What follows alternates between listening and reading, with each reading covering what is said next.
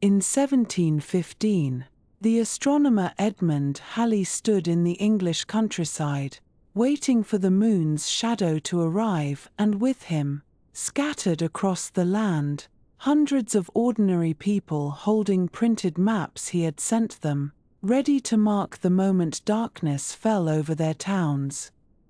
This was something new in the world, this idea that an eclipse could be chased, predicted, shared, that science might travel great distances to stand in the path of a shadow only minutes wide.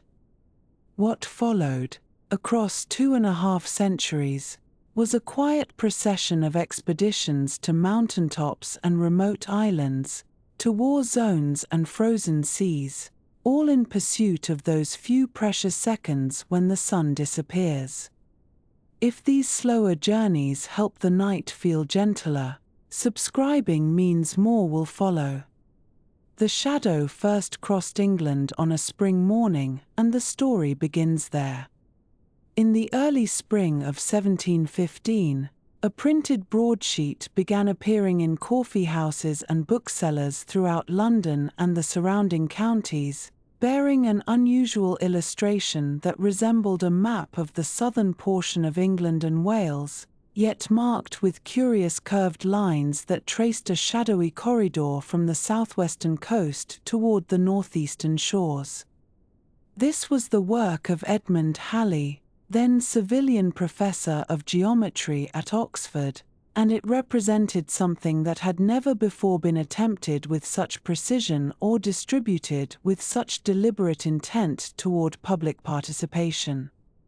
The broadsheet announced that on the 3rd day of May in that year, the moon would pass directly between the Earth and the Sun, casting a shadow across the land in a predictable path that Halley had calculated using the accumulated astronomical knowledge of his era, combined with his own considerable mathematical gifts, and he was inviting ordinary citizens to help verify his predictions by recording their observations with whatever accuracy they could manage. The shadow of the moon, as Halley explained in the text accompanying his map, would first touch the coast of Cornwall at approximately 9 in the morning, and would then travel in a northeasterly direction across Devonshire, through Somerset and Gloucestershire, passing near Oxford before sweeping across London and continuing onward until it departed English soil somewhere along the Lincolnshire coast, taking with it the brief but remarkable darkness of total eclipse. The width of this shadow, which Halley termed the path of total darkness, would measure approximately 160 miles across, and any observer standing within this corridor would witness the complete obscuration of the sun for a period lasting roughly 3 minutes, during which time the stars would become visible in the daytime sky and the air would grow noticeably cooler, as though evening had arrived without warning. Halley had been contemplating the mechanics of solar eclipses for many years before this prediction, and his interest was not merely theoretical but deeply practical, rooted in the broader astronomical questions that occupied the finest minds of his generation. The motion of the moon had proven to be one of the most vexing problems in celestial mechanics, for while the general principles governing its orbit around the Earth were understood in accordance with Newtonian physics, the precise details of that orbit exhibited subtle variations that made accurate prediction exceedingly difficult. The moon did not follow a perfectly regular path but wandered slightly this way and that under the gravitational influence of the sun, and these wanderings, though small in absolute terms, were sufficient to introduce significant uncertainty into any attempt to forecast exactly where and when the lunar shadow would fall upon the Earth. 2 decades earlier, in 1695, Halley had observed a solar eclipse from London and had corresponded extensively with John Flamsteed, the first Astronomer Royal, who maintained careful records at the newly established Royal Observatory in Greenwich. Their relationship was complicated by professional rivalry and personal temperament, for Flamsteed was meticulous to the point of possessiveness about his data, while Halley was eager to synthesize observations from multiple sources into coherent theories. But despite their differences, the exchange of information between them contributed to Halley's growing understanding of lunar motion.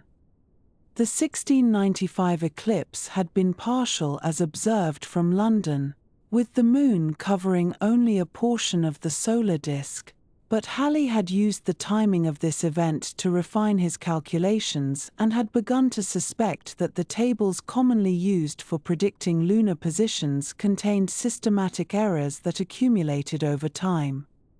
The preparation of the 1715 eclipse map represented the culmination of these investigations, and Halley approached the task with a combination of mathematical rigor and practical ingenuity that was characteristic of his scientific method. He gathered what observations he could find of previous eclipses, both from his own records and from historical accounts preserved in various learned publications, and he used these to test the accuracy of the orbital parameters he had calculated. Where discrepancies appeared, he adjusted his figures accordingly, though he was careful to acknowledge the remaining uncertainties in his predictions. The map he produced showed not only the central line of the eclipse path, where totality would last longest, but also the northern and southern limits of total darkness, beyond which observers would see only a partial eclipse with a crescent of sunlight remaining visible throughout. The decision to publish this map as a broadsheet and distribute it widely to the general public was itself an innovation that reflected Halley's understanding of how scientific knowledge might be advanced through collective observation. He could not be everywhere at once, and even if he could, a single observer in a single location would provide only limited information about the accuracy of his predictions. But if citizens throughout the path of totality could be persuaded to note the exact time when darkness fell upon their town or village, and if they could record how long that darkness lasted before the sun reappeared, then Halley would have dozens or perhaps hundreds of data points that he could compare with his calculated values. The differences between prediction and observation would reveal the errors in his understanding of the lunar orbit, and these errors could then be corrected, leading to improved predictions for future eclipses. In the text accompanying the map, Halley provided instructions for how these observations should be made, emphasizing the importance of noting the time as precisely as possible using whatever clocks or watches might be available, and he explained in plain language what observers should expect to see and feel during the progress of the eclipse. He described how the Moon would first appear to take a small bite from the western edge of the Sun, and how this dark notch would grow steadily larger over the course of approximately an hour until only a thin crescent of sunlight remained.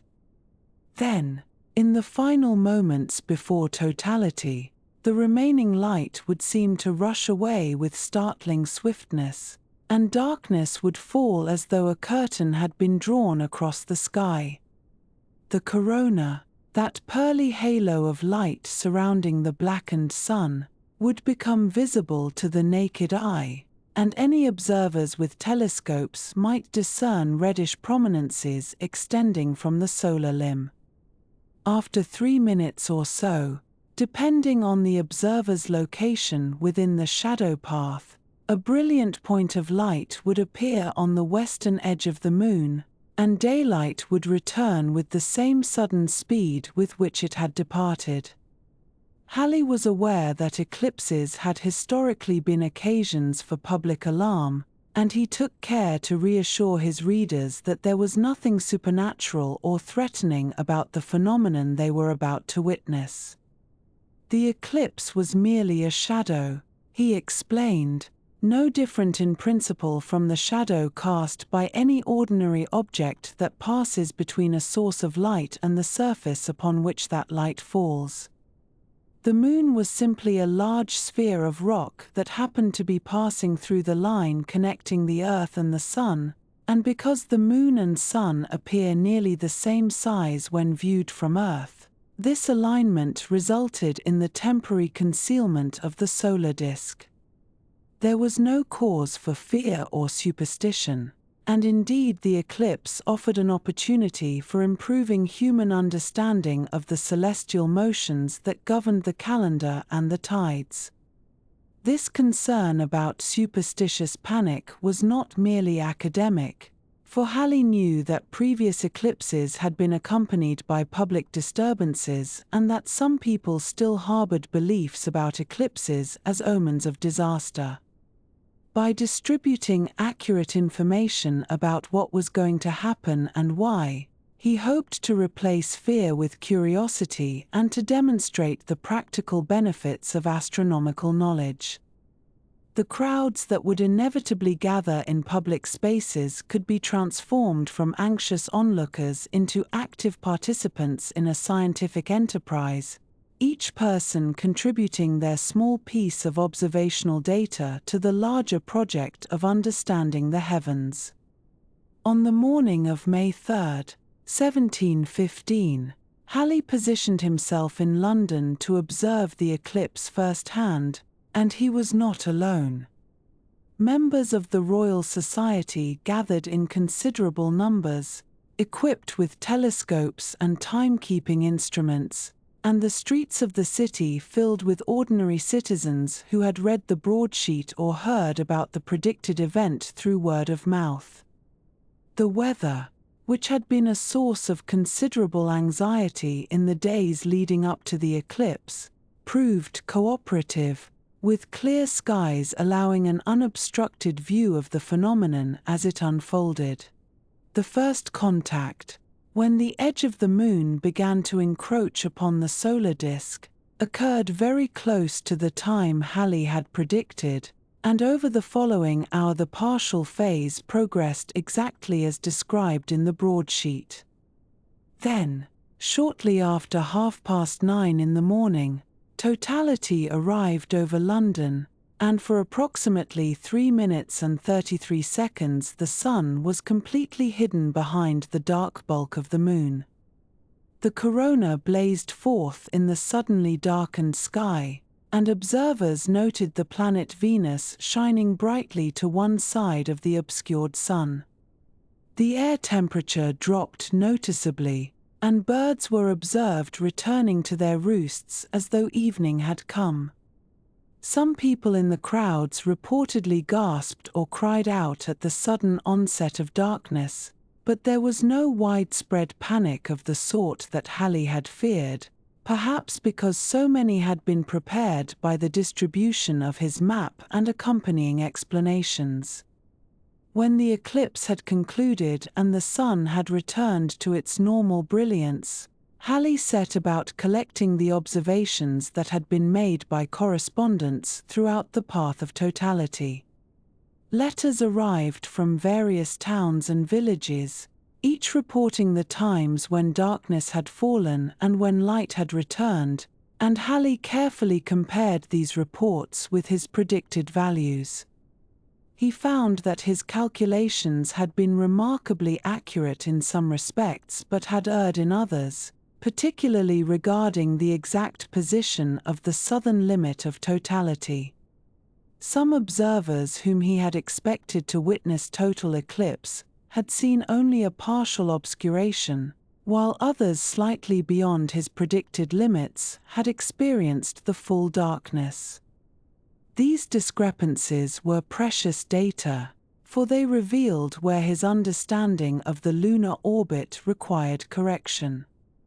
The original broadsheet map that Halley produced before the eclipse survives to this day and is held in the collections of the British Museum, where it stands as one of the earliest examples of a scientific prediction being communicated to the general public in graphic form. But equally interesting is a second version of the map that Halley prepared after the eclipse, in which he incorporated handwritten corrections to show where the actual path of totality had differed from his predictions. The southern edge of the shadow, he noted, had passed approximately 20 miles north of where he had calculated it would go, meaning that his estimate of the Moon's distance from the Earth or its apparent size had been slightly in error. He published an account of these findings in the Philosophical Transactions of the Royal Society, acknowledging the imperfections in his prediction while emphasizing how much had been learned from the exercise. This post-eclipse analysis was in many ways as important as the prediction itself, for it established a model of scientific practice that would be followed by astronomers for centuries afterward.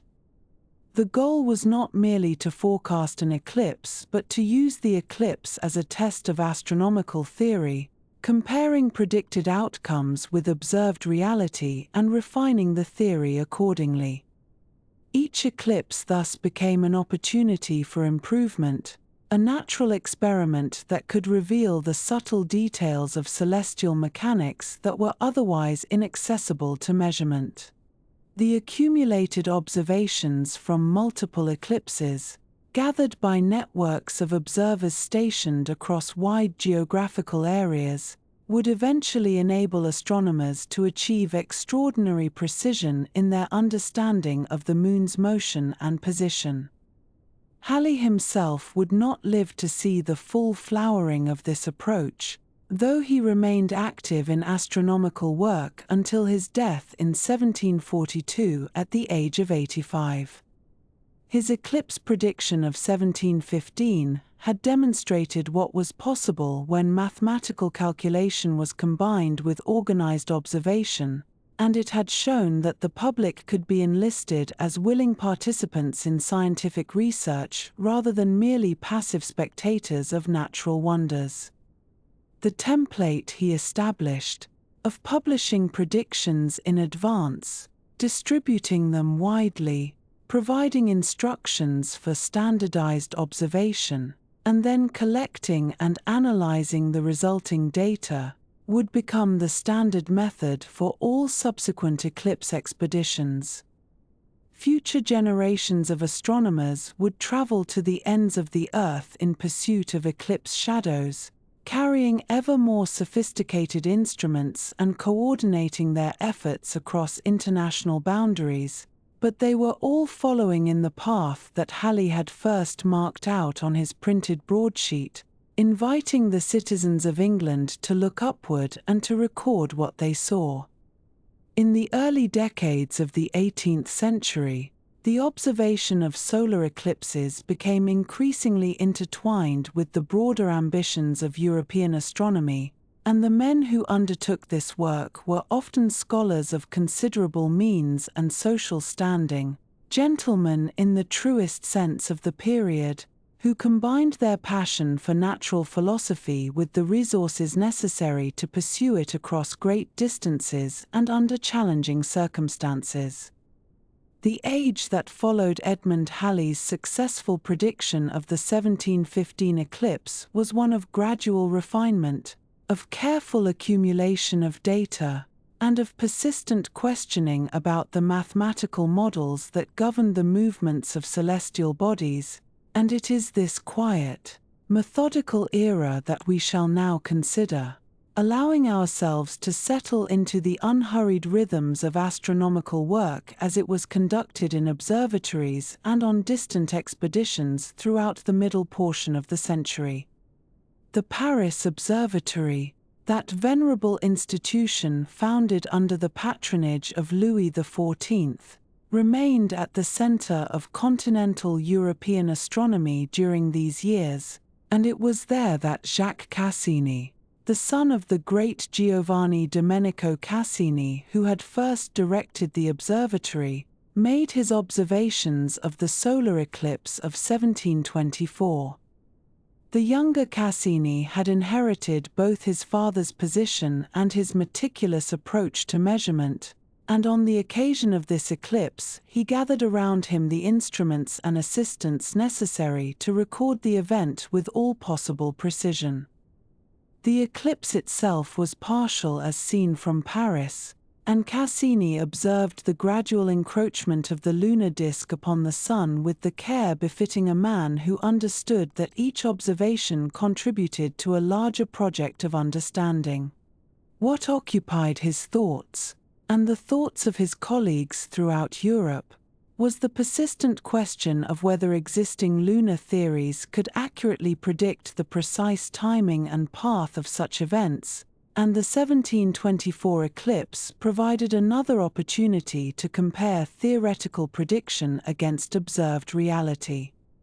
The debates surrounding lunar theory in this period were of a technical nature that might seem arcane to us now, but they represented fundamental questions about the mechanics of the heavens, and astronomers like Cassini understood that even small discrepancies between predicted and observed positions of the Moon carried implications for navigation, for calendar keeping, and for the philosophical understanding of gravitational theory itself. The Moon's motion, unlike the more stately progress of the planets, exhibited irregularities and perturbations that taxed the mathematical abilities of the finest minds, and each eclipse provided a moment of testing, a natural experiment in which the predictions of Newton and his followers could be compared against the evidence of the skies. Cassini's observations from 1724 were duly recorded and shared with the learned community, adding another small piece to the vast puzzle that astronomers were slowly assembling, and the work continued in its patient fashion from one year to the next.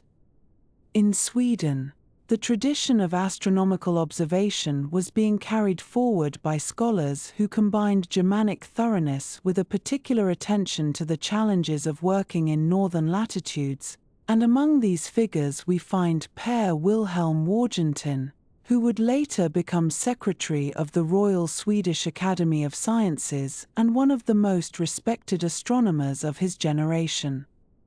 In 1748, Wargentin organized an expedition to observe a solar eclipse, bringing together the instruments, personnel, and logistical arrangements necessary for such an undertaking in an era when travel remained difficult and expensive. The Swedish approach to such work reflected a broader national commitment to scientific advancement that had been growing since the establishment of the Academy in 1739, and Wargentin understood that careful observation of eclipses contributed not only to astronomy proper but also to the practical needs of navigation and geography upon which Swedish commercial interests depended. The technical limitations under which Wargentin and his contemporaries labored were considerable, and it is worth pausing to appreciate the challenges they faced with such equanimity and persistence. The instruments available for astronomical observation in the mid-18th century, while representing significant advances over earlier generations, nonetheless demanded constant attention and careful handling. Portable quadrants, those curved measuring devices used to determine the angular positions of celestial objects, were among the most sophisticated tools available to the traveling astronomer, yet they required skilled craftsmen to construct, careful calibration before use, and gentle treatment during transport over rough roads or stormy seas. A quadrant might be rendered useless by a single mishap during a journey, and the replacement of such an instrument was neither quick nor inexpensive, which meant that expeditions were always attended by a certain anxiety about the welfare of the equipment upon which everything depended. Perhaps no challenge was more persistent than that of timekeeping, For the accurate determination of astronomical events required clocks of extraordinary precision, and the pendulum clocks of the era, while beautifully crafted and theoretically sound, were exquisitely sensitive to disturbance. A pendulum clock depends upon the regular swing of its weighted arm through the pull of gravity, and any change in the position of the clock, any variation in temperature that might cause the pendulum rod to expand or contract, any vibration transmitted through the floor or table upon which it stood, could introduce errors that accumulated over the hours and days of an expedition. Astronomers therefore developed elaborate procedures for checking their clocks against astronomical observations, recalibrating them by timing the passage of stars across the meridian, and comparing the readings of multiple timepieces against one another in the hope that any errors might reveal themselves through discrepancy. This work of constant verification and adjustment consumed considerable time and energy, yet it was essential, for without accurate time the other observations lost much of their value. The determination of longitude presented yet another challenge, one that would not be fully resolved until the widespread adoption of reliable marine chronometers later in the century. The fundamental problem was this: while latitude could be determined relatively easily by measuring the height of the sun or stars above the horizon, longitude required knowing the precise time at a reference location such as Greenwich or Paris, and comparing it with local time determined by astronomical observation. If one's clock had drifted during the journey to an observing site, the calculated longitude would be in error, and the position of the eclipse as observed could not be accurately placed upon the map of the world. Astronomers employed various methods to address this difficulty, including the observation of Jupiter's moons, whose eclipses provided a kind of celestial clock visible from multiple locations simultaneously, and the careful transport of multiple timepieces in the hope that their errors might average out, but the problem remained one of the most vexing in practical astronomy throughout this period. The great Venus transits of 1761 and 1769, though not strictly solar eclipses, deserve mention here because they created much of the organizational infrastructure and international cooperation that would later be applied to eclipse expeditions. These transits, in which the planet Venus could be seen crossing the face of the Sun, occurred in pairs separated by 8 years, with each pair separated from the next by more than a century, and astronomers understood that precise timing of these events from widely scattered locations around the globe would allow the calculation of the distance from the Earth to the Sun, a fundamental constant of the solar system.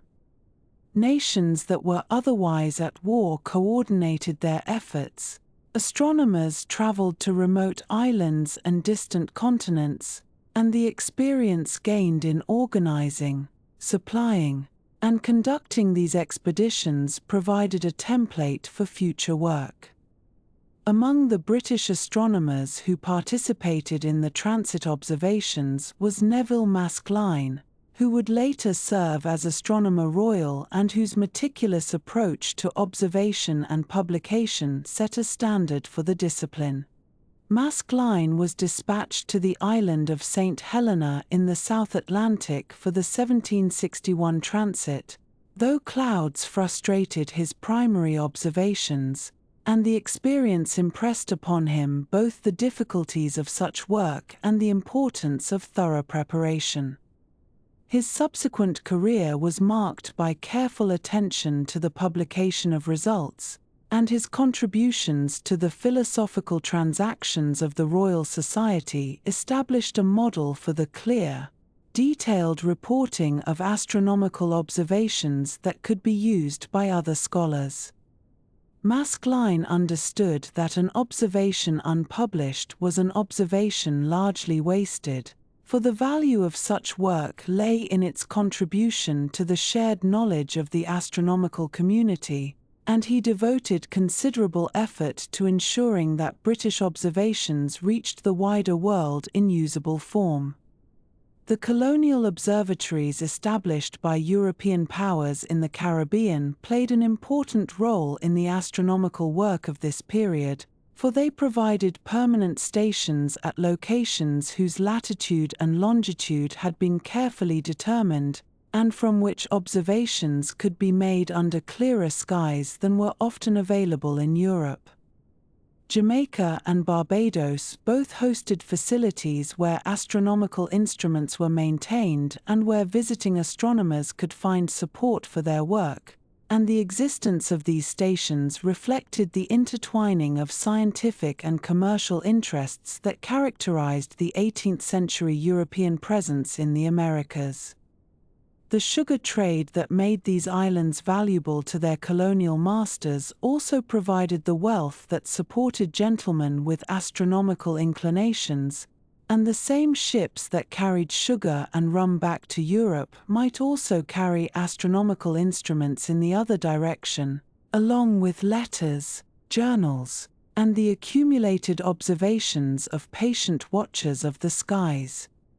The disruptions of warfare, which might have been expected to halt astronomical work entirely, in fact continued to complicate but not to prevent such observations, and the American Revolution provides instructive examples of both the difficulties and the persistence that characterized the astronomical community.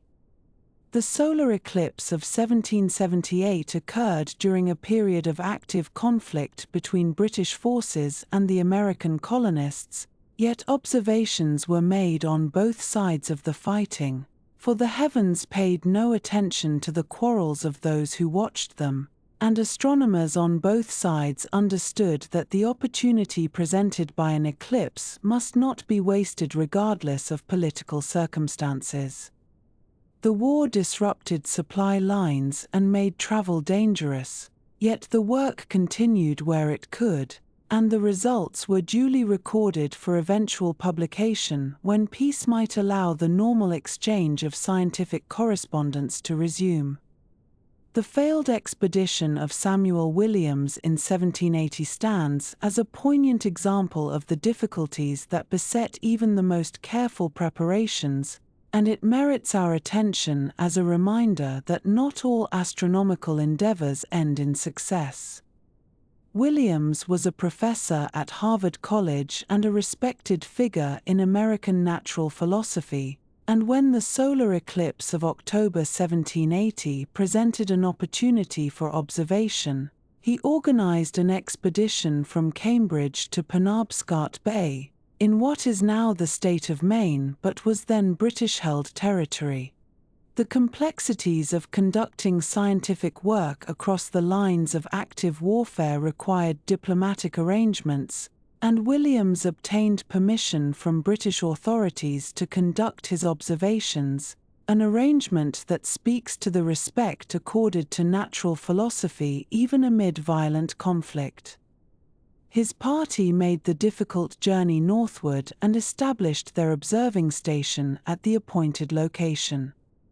The tragedy of the Williams expedition lay not in any failure of equipment or weather, but in a miscalculation of the path of totality itself. Williams had relied upon the best available predictions for the eclipse track, yet those predictions contained errors that he had no means of detecting, and when the moon's shadow swept across the landscape on the day of the eclipse, his carefully prepared observing station lay just outside the zone of totality. The disappointment must have been considerable, for Williams had undertaken significant risk and expense to reach his position, and the brief period of the eclipse passed with the observers seeing a partial rather than a total obscuration of the sun. Williams returned to Cambridge with observations that, while not without value, fell short of what had been hoped, and his experience served as a sobering reminder that even the most distinguished astronomers were still working at the edges of knowledge, where the limits of current theory might reveal themselves at the most inopportune moments.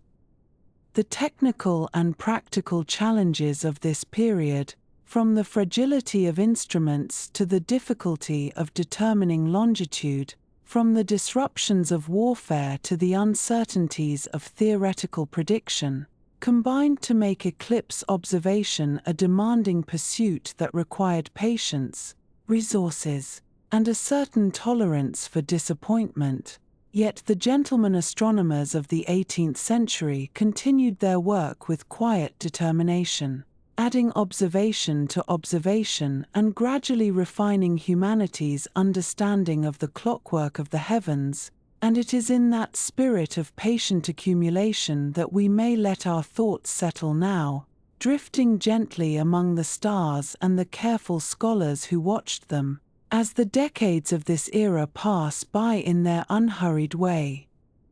And so we come now to a period of some decades during which the study of solar eclipses began to shift away from the solitary efforts of individual astronomers working with modest instruments in their own gardens and observatories, and towards something altogether more organized, more methodical, and more institutionally supported, though of course these changes happened gradually, as most meaningful changes tend to do, with one expedition building upon the successes and the occasional disappointments of those that came before it, and with the scientific questions themselves becoming more refined as each new observation revealed further mysteries requiring yet more careful investigation. Francis Baily was a retired stockbroker who had made a considerable fortune in the financial markets of London before turning his full attention to astronomy in the later years of his life, and it is perhaps worth noting that his earlier career had instilled in him a particular appreciation for precision and for the careful recording of numerical data, qualities that would serve him rather well in his astronomical pursuits. For he brought to the study of the heavens the same meticulous attention to detail that had made him successful in business, though his motivations were now entirely different, being driven not by profit but by a genuine and abiding curiosity about the natural world and its workings. On the 15th of May in the year 1836, Baily travelled to the Scottish border town of Jedburgh to observe an annular eclipse of the sun, which is to say an eclipse in which the moon passes directly in front of the solar disk but, being at a somewhat greater distance from the Earth in its elliptical orbit, appears slightly too small to cover the sun entirely, leaving a bright ring or annulus of sunlight visible around the dark lunar silhouette. And while such an eclipse lacks the profound darkness and the ethereal corona of a total eclipse, it nonetheless offered Baily an opportunity to study the edge of the moon as it passed across the brilliant face of the sun. What Baily observed that day, and what he subsequently described in considerable detail in the memoirs of the Royal Astronomical Society, was a phenomenon that appeared along the lunar limb during the moments just before and just after the annular phase, when the edges of the moon and sun were nearly but not quite aligned, and during these fleeting intervals he noticed that the thin crescent of remaining sunlight did not form a smooth and continuous arc, but rather broke up into a series of bright spots or beads, separated by dark gaps, giving the appearance of a string of luminous pearls draped along the curved edge of the moon, and these bright points would appear and disappear in an irregular fashion as the moon continued its slow passage across the solar disk. Baily was not, in truth, the first person to notice this phenomenon, for Edmund Halley had made reference to something similar during his observations of the 1715 eclipse over London, describing bright points of light along the lunar edge, and other observers over the years had noted comparable effects, but Baily's account was distinguished by its thoroughness and by the care with which he analyzed what he had seen, and it was his description that brought the phenomenon to the sustained attention of the astronomical community, so that the effect came to bear his name, and we still speak of Baily's beads to this day when describing this particular appearance. The significance of Baily's beads extended beyond their immediate visual interest, for they provided evidence about the nature of the lunar surface itself, revealing that the edge of the Moon was not a smooth geometric circle but rather an irregular boundary marked by mountains, valleys, and craters, and when the lunar limb passed across the Sun, sunlight would continue to shine through the lower valleys and depressions even after the higher peaks had already begun to block it, creating those separated beads of light that Baily had so carefully documented, and thus a phenomenon observed during an eclipse could tell us something about the topography of a world nearly 400,000 kilometers distant, which is rather a remarkable thing when one pauses to consider it. Baily's observations generated considerable interest among astronomers across Europe, and attention began to turn towards the next total solar eclipse that would pass over accessible regions of the continent, which was predicted for the 8th of July in the year 1842, with the path of totality crossing through southern France, northern Italy, Austria, and continuing eastward into Russia. And this eclipse would prove to be something of a watershed moment in the history of eclipse science, for it attracted a substantial number of trained observers who stationed themselves at various points along the track and who produced, collectively, the most detailed scientific descriptions of a total eclipse that had ever been assembled. Francis Baily himself, despite being now 78 years of age, made the considerable journey to Pavia in northern Italy to observe this eclipse, demonstrating a dedication to empirical investigation that age had not diminished, and he was joined there and at other stations by some of the most prominent astronomers of the era, including George Biddell Airy, who held the position of Astronomer Royal at Greenwich and who had organized a coordinated observing program across multiple sites, seeking to gather systematic data that could be compared and cross-referenced after the event, and this approach represented a significant step towards the organized expeditions that would characterize eclipse science in the decades to come. The 1842 eclipse provided observers with approximately 3.5 minutes of totality at most locations along the central line, which was sufficient time, given the clarity of the Italian and Austrian skies that day, for careful study of the phenomena surrounding the darkened Sun, and the descriptions that emerged from this eclipse were notable for their attention to the delicate structures visible during totality, structures that had been glimpsed before but never examined with such coordinated scrutiny.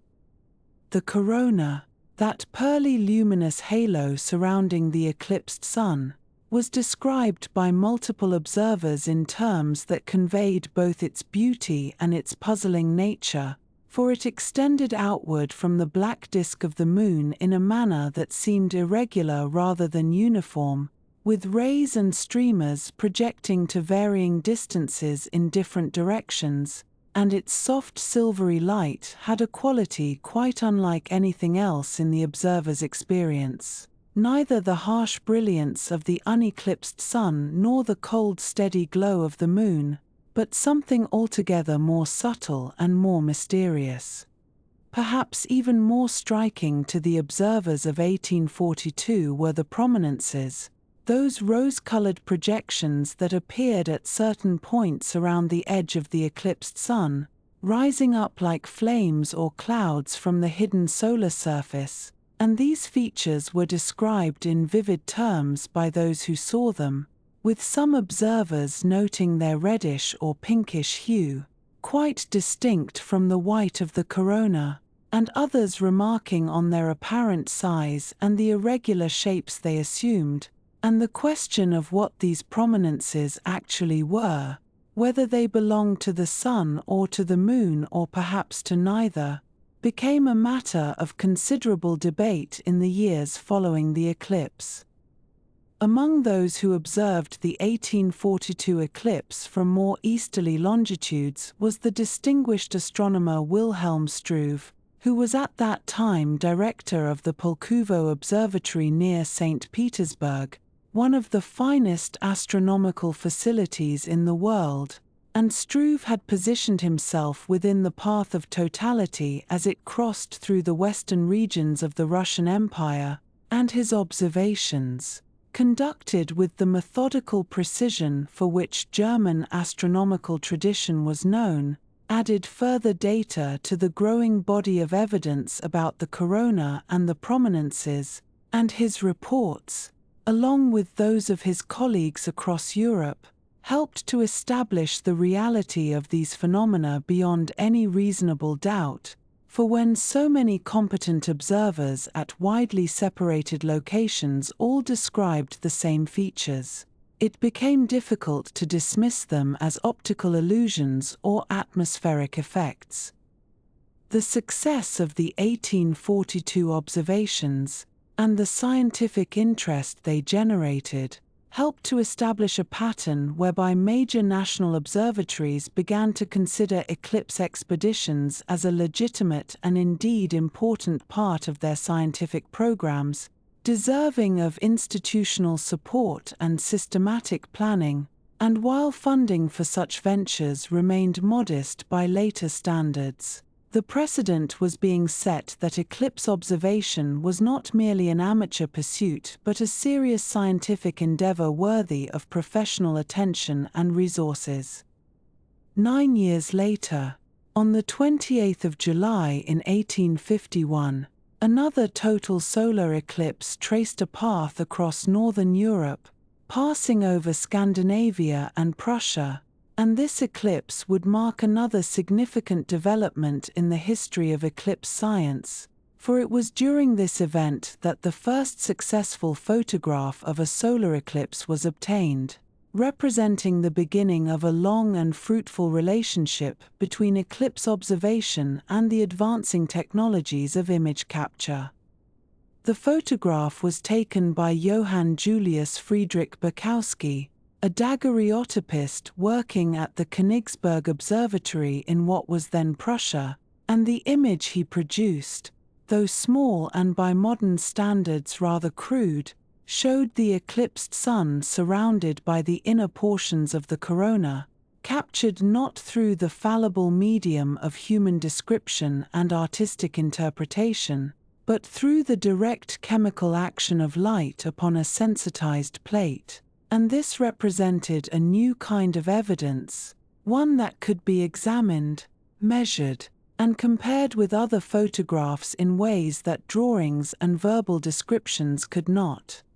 The daguerreotype process that Bukowski employed was itself a relatively recent invention, having been introduced to the world only in 1839, and it involved exposing a silver-plated copper sheet that had been treated with iodine vapor, which rendered its surface sensitive to light, and after exposure the latent image was developed using mercury vapor and then fixed to prevent further darkening, and the resulting image was a unique positive with a mirror-like surface that had to be viewed at a particular angle to be seen clearly. And while daguerreotypes could capture remarkably fine detail under favorable conditions, the process was demanding and the equipment cumbersome. The challenges of using daguerreotype photography during a solar eclipse were considerable, for the entire process of preparing the plate, making the exposure, and beginning the development had to be accomplished within a very limited time, and the duration of totality for the 1851 eclipse was not generous, providing at most 3 to 4 minutes of darkness during which the corona could be photographed. And within that brief window, the photographer had to work with equipment that was neither designed for field use nor optimized for speed, and the margin for error was correspondingly small. Bukowski's success in obtaining his daguerreotype image was therefore a significant technical achievement, and it demonstrated that photography could indeed be applied to the problem of recording eclipse phenomena, though much work remained to be done before photographic techniques would become reliable and routine components of eclipse expeditions, and the image he produced, which is preserved to this day, stands as a modest but meaningful milestone in the history of astronomical observation. The 1850s also saw the development and gradual adoption of the wet collodion process, which offered certain advantages over the daguerreotype method, including the ability to produce multiple prints from a single negative and shorter exposure times under some conditions, but the wet collodion process brought its own challenges, for the glass plate had to be coated with the collodion solution, sensitized in a bath of silver nitrate, exposed while still damp, and developed before the coating dried, all of which had to be accomplished within perhaps 15 minutes at most, and performing these operations in the field, often at remote locations and under the time pressure of an approaching eclipse, tested the skills and nerves of even the most experienced photographers. The timing constraints of the wet collodion process were particularly problematic for eclipse photography, where the period of totality might last only 2 or 3 minutes and where there was no possibility of repeating a failed exposure, and photographers learned through sometimes disappointing experience that plates prepared too early would begin to dry before the crucial moment arrived, while plates prepared too late might not be ready in time, and the entire sequence of operations had to be rehearsed and refined until it could be performed with something approaching clockwork precision. Despite these difficulties, the potential of photography to transform eclipse science was increasingly recognized during this period, for a photograph could capture details that might escape the notice of even the most attentive visual observer, and it could provide a permanent and objective record that could be studied at leisure long after the eclipse itself had ended, and it could be shared among scientists who had not been present at the observation, allowing for a kind of collaborative analysis that was simply not possible when the only records were verbal descriptions and hand-drawn sketches. And so the period from 1836 to 1851 saw the beginnings of what would become a recognizable tradition of organized eclipse expeditions, with trained observers traveling to distant locations, equipped with increasingly sophisticated instruments, supported by the resources of national observatories and scientific academies, and motivated by a growing appreciation of the scientific questions that eclipses alone could address. And while the expeditions of this era were modest compared to the grand undertakings that would follow in later decades, they established the foundations upon which all subsequent eclipse science would be built. The phenomena observed during these eclipses, the beads along the lunar limb, the pearly corona with its irregular streamers, the rose-colored prominences rising from the hidden sun, raised questions that could not be answered by a single observation or a single expedition, but required sustained attention over many years and many eclipses, and it was this recognition that eclipse science was necessarily a long-term endeavor requiring patience and persistence and institutional commitment, that would shape the development of the field as the 19th century continued to unfold, and as astronomers began to plan not just for the next eclipse, but for the many eclipses yet to come. And now we come to a quiet revolution, one that unfolded not with great noise or sudden announcement, but rather through the patient accumulation of silver and glass, through the careful work of hands that loaded fragile plates into wooden holders, and through the steady devotion of observers who understood that the human eye, for all its wonders, could not hold a moment still long enough for proper study. Photography had been finding its way into astronomy since the 1840s, with daguerreotypes of the moon proving that celestial objects could indeed impress themselves upon chemically treated surfaces, and by the 1850s a few enterprising observers had begun to wonder whether the fleeting minutes of a total eclipse might similarly be captured and preserved, held fast in silver halide crystals so that what vanished from the sky in mere heartbeats might be examined at leisure for years to come. The year 1860 brought an eclipse that would trace its shadow across the northern reaches of Spain, and to this event came two observers whose work would demonstrate conclusively that photography had become not merely a curiosity but an essential tool of solar science. Warren de la Rue, an English astronomer and instrument maker of considerable skill, had devoted years to perfecting what he called his photoheliograph, an instrument designed specifically to capture images of the sun with clarity and consistency, and he transported this apparatus to the small town of Rivabelosa in Spain, where the shadow would pass on the 18th of July. The journey itself was an undertaking of no small complexity, for the photoheliograph was not a simple camera that might be tucked into a trunk, but rather a substantial piece of precision equipment that required careful handling and protection from the jostling of railway carriages and the dust of Spanish roads. De la Rue had refined his techniques through years of daily solar photography at Kew Observatory, where he had captured images of sunspots with unprecedented detail, and now he turned these skills to the greater challenge of totality. The difficulties were manifold, for unlike the everyday sun, which offered ample light for short exposures, the corona and prominences of a total eclipse were far dimmer, requiring longer exposure times that were nonetheless constrained by the brevity of totality itself, and the observer had no opportunity to practice under actual conditions, no chance to make test exposures and adjust accordingly, for each total eclipse came but once and then was gone.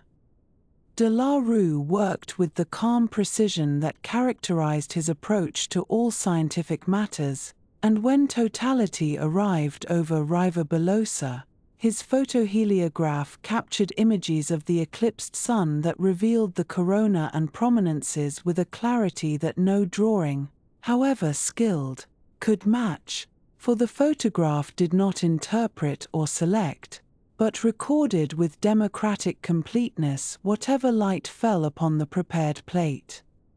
At the same moment, some 200 kilometers distant at Desierto de las Palmas, an Italian Jesuit priest named Angelo Seccai was conducting his own photographic observations. Father Seccai was already renowned for his spectroscopic studies of stars and his classification of stellar types, and he had brought considerable experience to bear on the challenge of eclipse photography.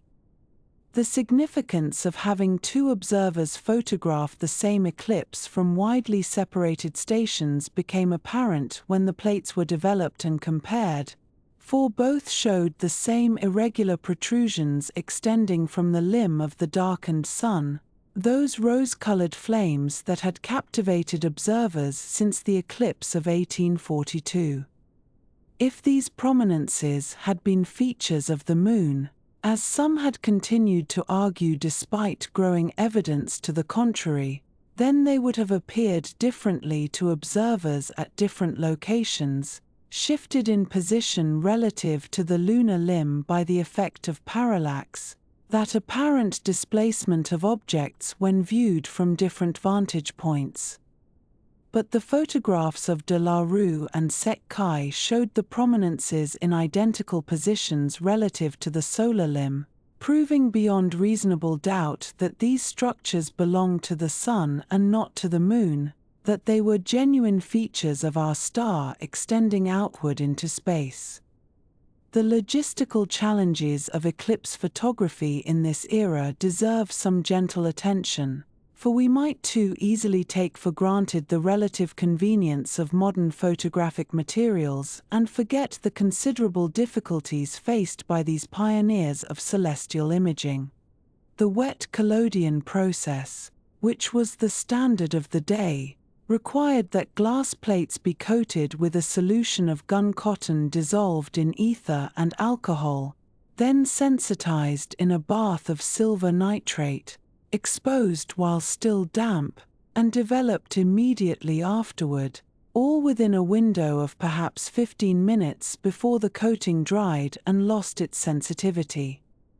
This meant that eclipse photographers could not prepare their plates in advance at comfortable leisure, but had to maintain portable darkrooms at their observing sites, complete with chemical baths and developing trays, red-filtered lamps, and all the apparatus necessary for coating and processing plates under field conditions that might include dust, heat, wind, and the general absence of running water.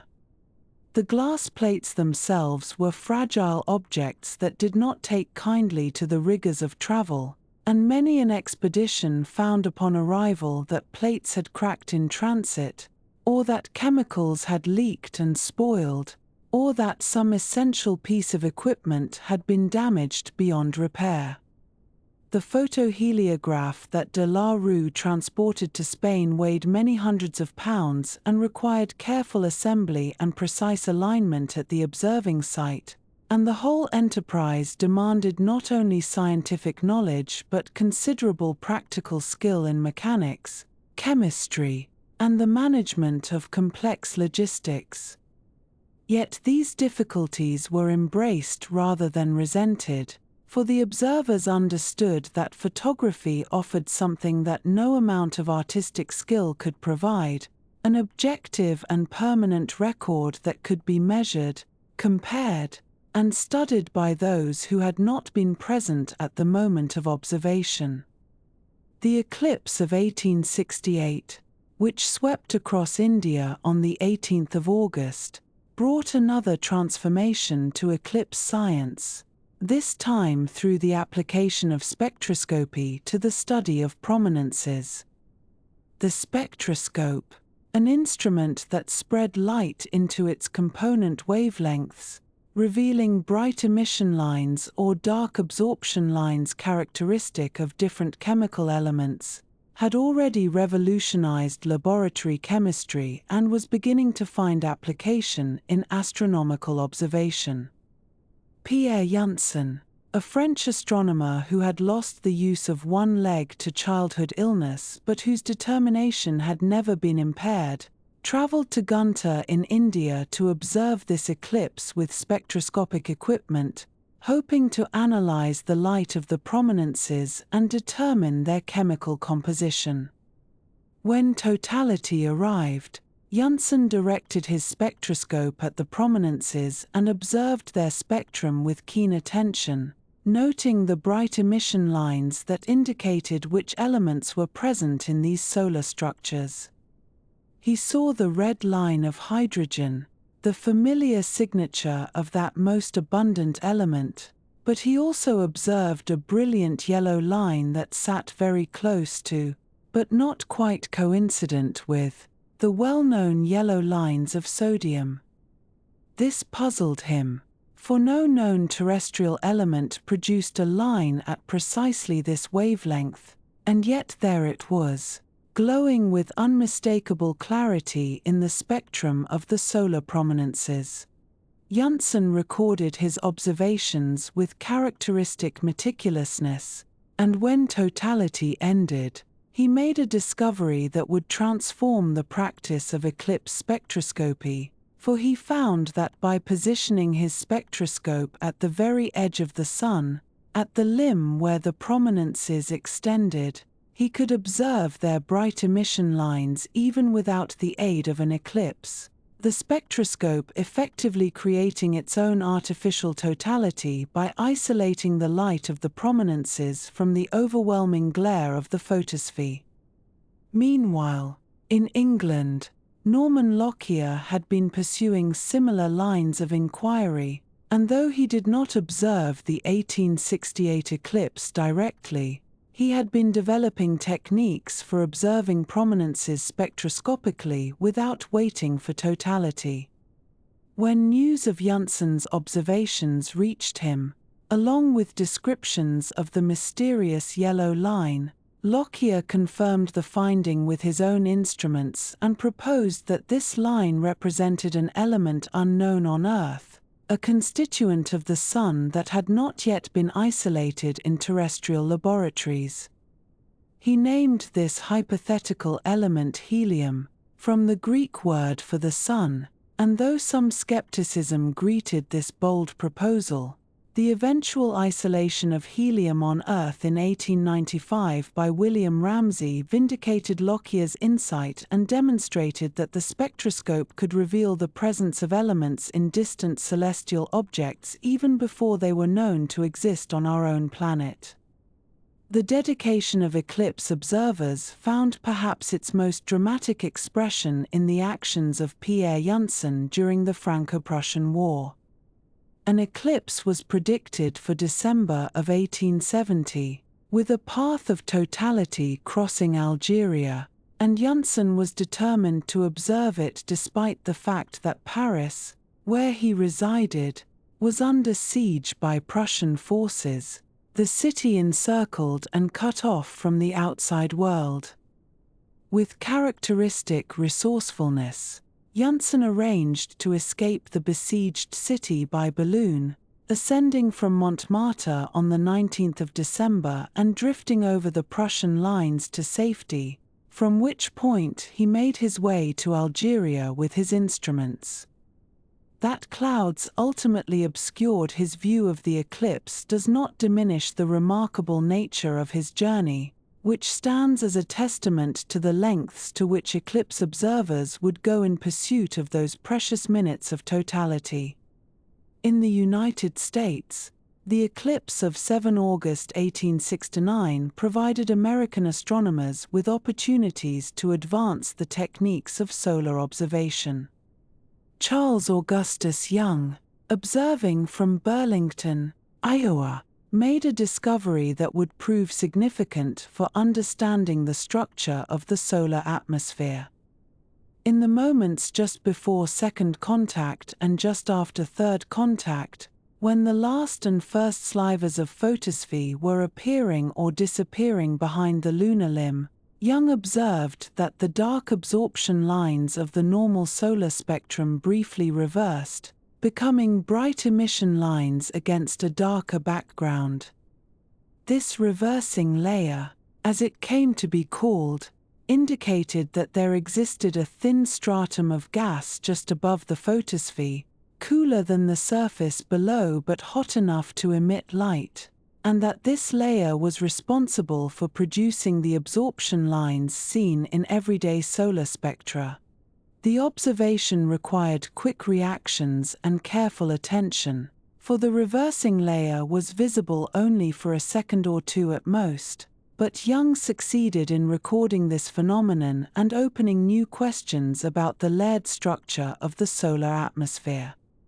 This same eclipse saw the first successful photography of the flash spectrum, the brief moment when the spectrum of the chromosphere could be captured showing its bright emission lines before or after the photosphere was fully covered or uncovered. The American observer Lewis Morris Rutherford had made significant contributions to the technical improvement of astronomical photography equipment, developing better methods for correcting the optical aberrations that plagued early photographic telescopes and improving the mechanical precision of clock drives that allowed telescopes to follow celestial objects as the Earth rotated. His work benefited not only eclipse observation but the whole field of astronomical photography, and his techniques were adopted and adapted by observers on both sides of the Atlantic. The corona remained a source of considerable debate throughout these years, for its composition and structure were not easily determined even with the improved observations that photography and spectroscopy provided. Some observers believed the corona to be a genuine solar atmosphere, an extension of the Sun's own substance into surrounding space, while others suggested it might be composed of material floating in the space between Earth and Sun, or that it was a phenomenon of the Moon's own atmosphere, or that it resulted from diffraction and scattering effects at the lunar limb. The spectrum of the corona showed a bright green line that matched no known element, adding to the mystery, and various explanations were proposed, including the existence of another element unknown on Earth, which was given the hypothetical name coronium. Only in the 20th century would it be determined that this green line was produced by highly ionized iron at extraordinary temperatures, revealing the corona to be far hotter than the visible surface of the Sun, a puzzle that continues to occupy solar physicists to this day. The photographs accumulated, expedition after expedition, each total eclipse adding its images to the growing archive of human knowledge about our nearest star. Glass plates were stored in careful collections, protected from breakage and deterioration, and later researchers could return to these records and extract new information using techniques not yet invented when the photographs were first taken. The middle decades of the 19th century brought with them a particular alignment of circumstances that would transform eclipse observation from an occasional opportunity into something approaching a coordinated global enterprise, and this transformation was made possible in large part by the administrative networks and physical infrastructure that European colonial powers had established across the continents and oceans of the world, networks of railways and telegraph lines, of harbors and coaling stations, of district offices and survey teams, all of which had been constructed primarily for the purposes of trade and governance but which proved remarkably well suited to the logistical demands of mounting scientific expeditions to remote and otherwise inaccessible locations. The British Empire, by the 1870s, had reached a stage of development where it was possible to imagine dispatching a team of astronomers from London to nearly any point on the globe with reasonable confidence that they would find, upon arrival, some degree of familiar infrastructure waiting for them, whether in the form of a railway platform, a telegraph office, a colonial administrator who could arrange for local transport and labor, or simply a naval vessel that might carry them onward to their final destination, and it was this infrastructure, built over decades for entirely different purposes, that now became available to the scientific community as a kind of ready-made support system for their increasingly ambitious expeditions. The total solar eclipse of December 1871, which traced a path of totality across southern India, provided an early and particularly well-documented example of how colonial infrastructure could be mobilized in the service of astronomical observation, and the expeditions organized to observe this event were coordinated in large part by Norman Lockyer, the English astronomer who had already made his name through spectroscopic studies of the Sun and who would go on to found the journal Nature, a publication that continues to this day, and Lockyer approached the 1871 eclipse with the same methodical attention to organization that characterized his editorial work, recognizing that the success of any observation would depend as much upon logistics as upon the quality of the instruments employed. The Indian Railway Network, which had been expanding steadily since the 1850s, made it possible to transport heavy telescopes and spectroscopes to observation sites that would previously have required weeks of difficult overland travel, and the telegraph lines that ran alongside those railway tracks allowed Lockyer and his colleagues to coordinate their activities across distances of hundreds of miles, sharing weather reports and adjusting their plans in response to changing conditions in ways that would have been entirely impossible just a few decades earlier. And it is worth pausing here to appreciate how profoundly these technologies had altered the practical possibilities available to scientific observers, turning what had once been isolated individual efforts into something approaching a coordinated network of simultaneous observations.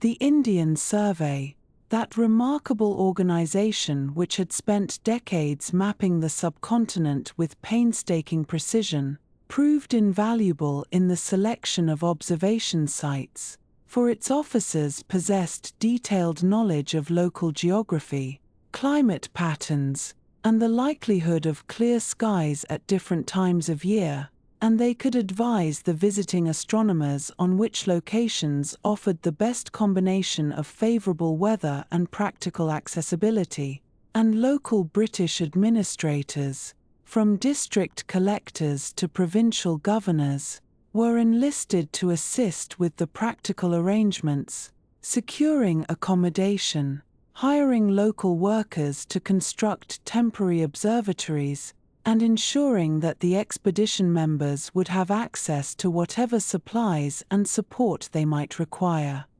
The temporary observatories themselves were curious structures, typically consisting of wooden frames covered with canvas or corrugated iron, erected in fields or on hillsides and housing instruments that had been carefully packed in London, shipped halfway around the world, transported by rail and bullock cart, and then assembled under conditions that bore little resemblance to the well-equipped workshops where they had been manufactured. And there is something both impressive and slightly melancholy in the thought of all this effort, all this careful planning and distant travel, all in pursuit of those few minutes of totality during which the moon's shadow would fall across this particular patch of Earth. The following years brought further eclipses and further expeditions, and the patterns established during the 1871 observations were refined and repeated, with British, French, and Dutch colonial networks all playing their part in facilitating access to remote observation sites, and the eclipse of 1874, while primarily remembered for the transit of Venus observations that occurred in the same year, also drew expeditions to stations scattered across Japan, New Zealand, and the islands of the Indian Ocean, each party carrying its instruments and its hopes across vast distances, relying at every stage upon the infrastructure of empire to smooth their passage and support their work.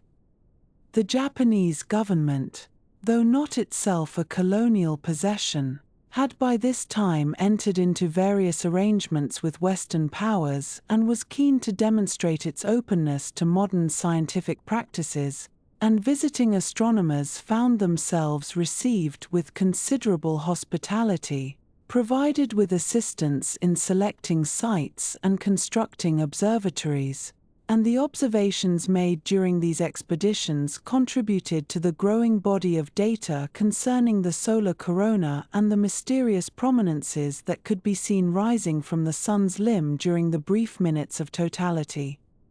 It is appropriate here to speak of an event that occurred in the year 1868, a few years before the expeditions we have been discussing, for it illustrates both the possibilities and the poignancies that attended these colonial-era observations, and this event concerned His Majesty King Mongkut of Siam, known also as Rama IV, who had maintained throughout his reign a keen interest in astronomy and the mathematical sciences. and who had personally calculated that a total solar eclipse would be visible from a location in the southern part of his kingdom on the 18th of August of that year. The king's calculations proved to be correct, a testament to his mathematical abilities and his careful study of astronomical tables, and he traveled with a large retinue to the selected observation site, a place called Yerkes in the province of Prachwap Kiri Khan, where preparations had been made to observe the eclipse in proper scientific fashion, and European astronomers, including a French expedition, had also traveled to the region to witness the event, and for those few minutes of totality the sky darkened and the corona appeared and the observations were made successfully. However, the region was known for its malarial conditions, and in the weeks following the eclipse both King Mongkut and his young son, the future King Chulalongkorn, fell ill with the disease, and while the prince eventually recovered, the king did not, passing away in October of that year. And there is something deeply affecting in this coincidence, that a monarch whose intellectual curiosity had led him to master the calculations necessary to predict an eclipse should have met his death as a consequence of traveling to observe the very event his studies had foretold, and we may allow ourselves a moment of quiet reflection upon this before continuing with our narrative. The Royal Navy played a substantial role in many of these expeditions, its vessels providing both transportation and floating bases of operation, and it was not uncommon for eclipse observers to travel aboard naval ships to remote islands or coastal locations, setting up their instruments on shore while the ship remained anchored nearby, ready to provide supplies, accommodation, and a means of departure once the observations were complete, and the naval officers and crews, while not themselves scientists, often took a genuine interest in the work being conducted and provided practical assistance that proved invaluable to the success of the expeditions.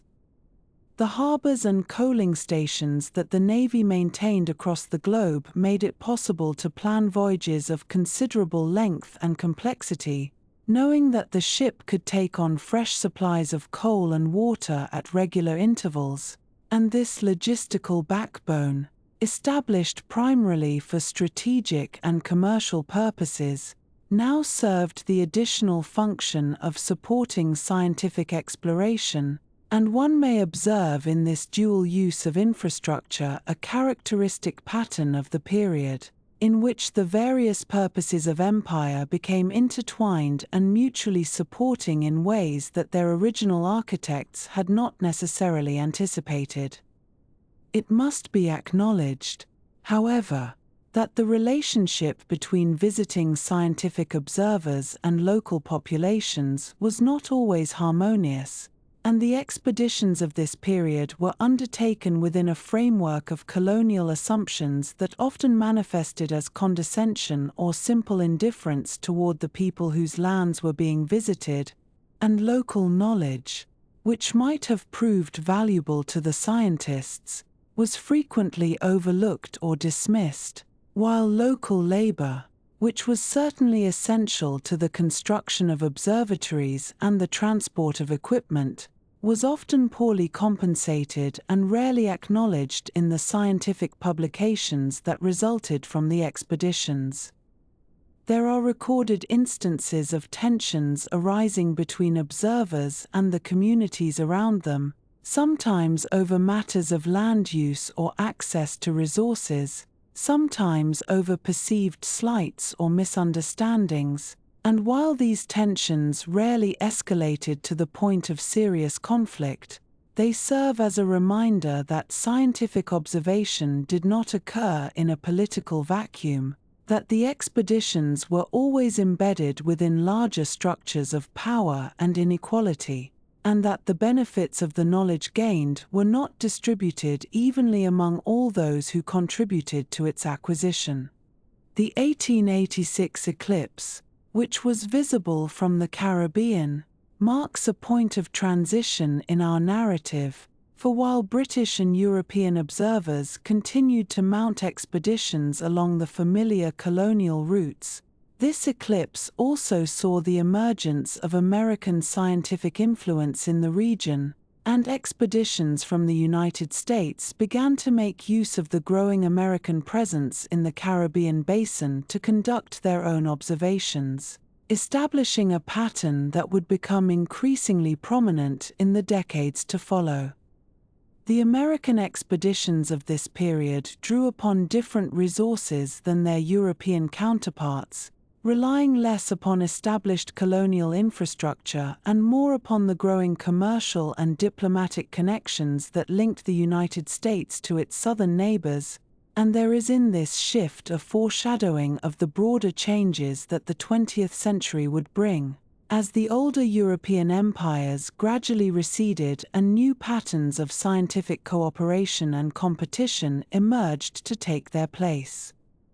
Throughout all of these expeditions, from the Indian observations of 1871 to the Caribbean expeditions of 1886 and beyond, certain common elements persisted: the careful packing and unpacking of instruments, the anxious monitoring of weather conditions, the hurried preparations during the final hours before totality, the frantic activity of observation during those few precious minutes when the moon's shadow fell across the Earth, and then the slower process of packing up once more, analyzing the data, and preparing the results for publication. And in this rhythm of preparation, observation, and reflection we may discern the essential pattern of eclipse science as it developed during this period.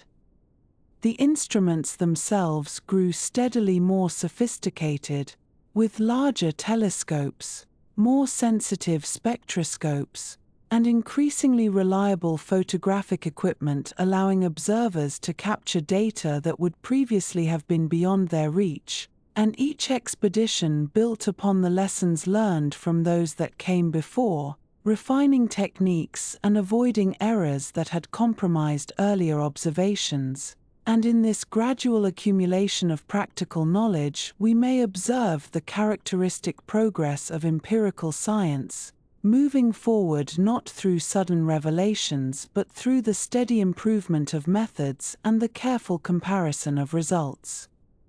And so the eclipse expeditions of the late 19th century proceeded, each one adding its small contribution to the growing understanding of the Sun and its corona, each one relying upon the colonial infrastructure that made travel to remote locations possible, and each one reflecting, in its organization and assumptions, the broader political and social conditions of its time. And as we consider these expeditions from our present vantage point, we may appreciate both their scientific achievements and their historical limitations, recognizing that the pursuit of knowledge has always been shaped by the circumstances in which it is conducted, and that even the most objective observations are made by human beings embedded within particular societies and particular moments in time.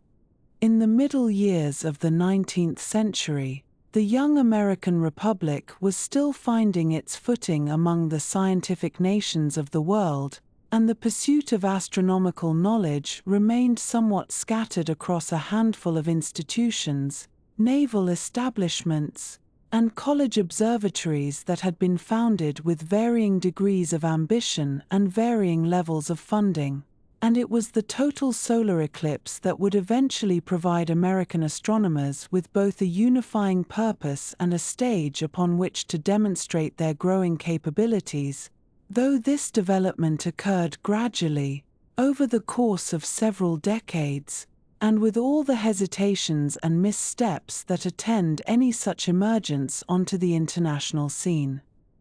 The eclipse of August 7,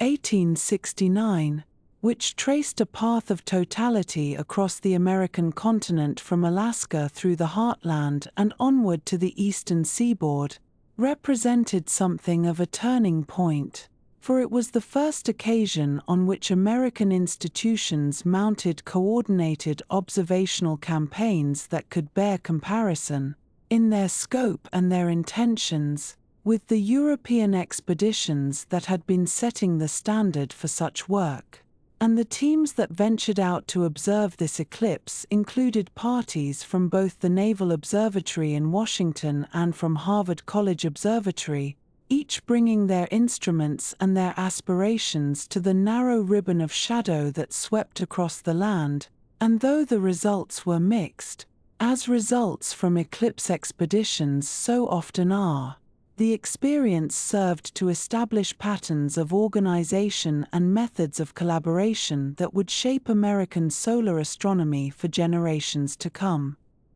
The Naval Observatory, which had been established in 1844 and which served as the primary astronomical institution of the federal government, played a particularly important role in these early efforts, for it possessed both the resources and the organizational structure necessary to mount substantial expeditions, and its officers were accustomed to the logistical challenges of transporting delicate instruments across difficult terrain and setting them up under field conditions, skills that had been honed through decades of surveying work and navigational astronomy, and these capabilities proved well suited to the demands of eclipse observation, which required precisely the same combination of scientific expertise and practical competence. The Harvard observers, for their part, brought the traditions and the instruments of what was then the largest and best-equipped academic observatory in the country, and their participation established a model of university involvement in eclipse work that would become increasingly important as the century progressed, though in these early years the resources available to even the most prominent university observatories remained modest by the standards that would later prevail, and much depended upon the dedication and the personal resources of individual professors who were willing to undertake the considerable inconveniences of expedition work in pursuit of scientific knowledge. Nearly a decade later, the total solar eclipse of July 29, 1878, presented American astronomers with another opportunity, and this time the preparations were more elaborate, the participating institutions more numerous, and the scientific questions to be addressed more precisely defined, for the intervening years had seen continued growth in American astronomical capabilities, and the path of totality, which crossed the western territories of Colorado and Wyoming, offered the prospect of clear skies and high-altitude observing stations that might provide conditions superior to those available in the more humid regions of the East, and so expeditions set out from various institutions to establish themselves along the shadow path, carrying with them the hopes of a scientific community that was increasingly confident in its ability to contribute to the international conversation about the nature of the Sun. Among the observers who made their way to Wyoming Territory for this eclipse was Thomas Edison, the inventor, who was then at the height of his early fame and who brought with him an instrument of his own devising called the tachymeter, which was designed to detect extremely small variations in temperature by measuring changes in the electrical resistance of a strip of carbon, and Edison hoped to use this device to detect the heat of the solar corona during the few minutes of totality, thereby demonstrating both the capabilities of his invention and the presence of thermal radiation in the faint outer atmosphere of the Sun, and he established himself at Rawlins, Wyoming, where he set up his apparatus and waited for the shadow to arrive. The results of Edison's attempt were, it must be said, disappointing, for the tachymeter proved far too sensitive for the conditions under which it was being used, responding not only to the faint heat of the corona but also to the body heat of the observers, to small changes in the ambient temperature of the air, and to various other disturbances that had nothing to do with the Sun, and the readings it produced were essentially uninterpretable. Though Edison himself seems to have remained convinced for some time that the experiment had been at least a partial success, and the episode serves as a useful reminder that not all scientific innovations, however clever in conception, prove suited to the particular demands of eclipse observation, where conditions are unfamiliar, time is desperately short, and there is no opportunity to repeat the experiment if something goes wrong. Far more successful, and far more significant for the history of American astronomy, was the expedition organized by Maria Mitchell, the distinguished professor of astronomy at Vassar College, who led a party of women astronomers to Denver, Colorado, to observe this same eclipse, and this undertaking represented something genuinely novel in the annals of eclipse observation. For while women had certainly been involved in astronomical work before, and while Maria Mitchell herself had achieved international recognition for her discovery of a comet in 1847, the idea of a formal expedition staffed entirely by women observers was without precedent, and the Denver party attracted considerable attention both from the scientific community and from the general public.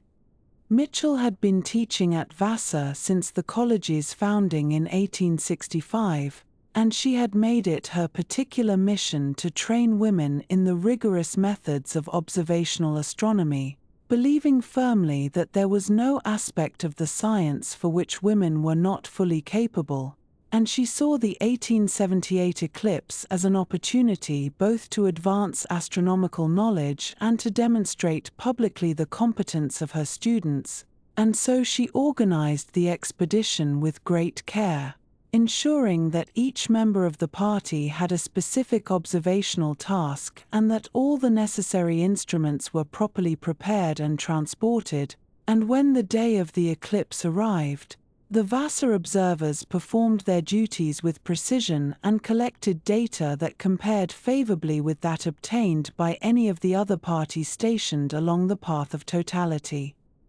Meanwhile, the organizational infrastructure for American eclipse work was being developed and refined by Simon Newcomb, the brilliant Canadian-born astronomer who served for many years at the Naval Observatory and who did more than perhaps any other individual to establish American astronomy on a professional footing, and Newcomb understood that successful eclipse observation required not only individual talent and dedication but also systematic planning, standardized methods, and careful coordination among the various participating parties, and he worked to create protocols and procedures that would ensure consistency and reliability across different observing stations, so that the results obtained by one team could be meaningfully compared with those obtained by another, and so that American eclipse work could meet the exacting standards that prevailed in the international scientific community.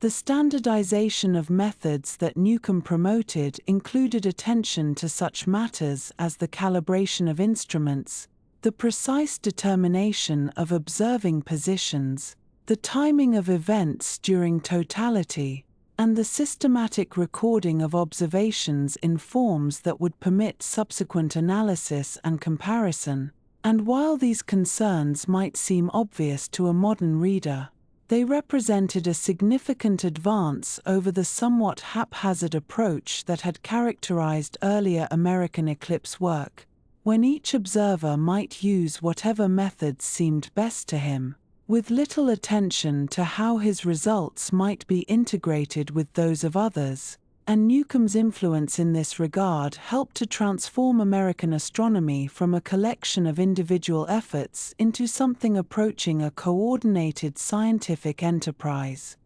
As the 19th century drew toward its close, the institutional landscape of American astronomy was changing rapidly, with new observatories being established and existing ones being expanded and improved, and among the most important of these developments was the founding of Lick Observatory, which was situated on Mount Hamilton in California and which began operations in 1888 under the direction of Edward Holden, and this observatory, which had been made possible by a bequest from the eccentric California millionaire James Lick, possessed what was then the largest refracting telescope in the world, and its location on a mountain peak above the fog and haze of the valleys below offered observing conditions that were among the finest available anywhere, and Holden quickly recognized that solar eclipse observation would be among the areas in which his observatory could make distinctive contributions.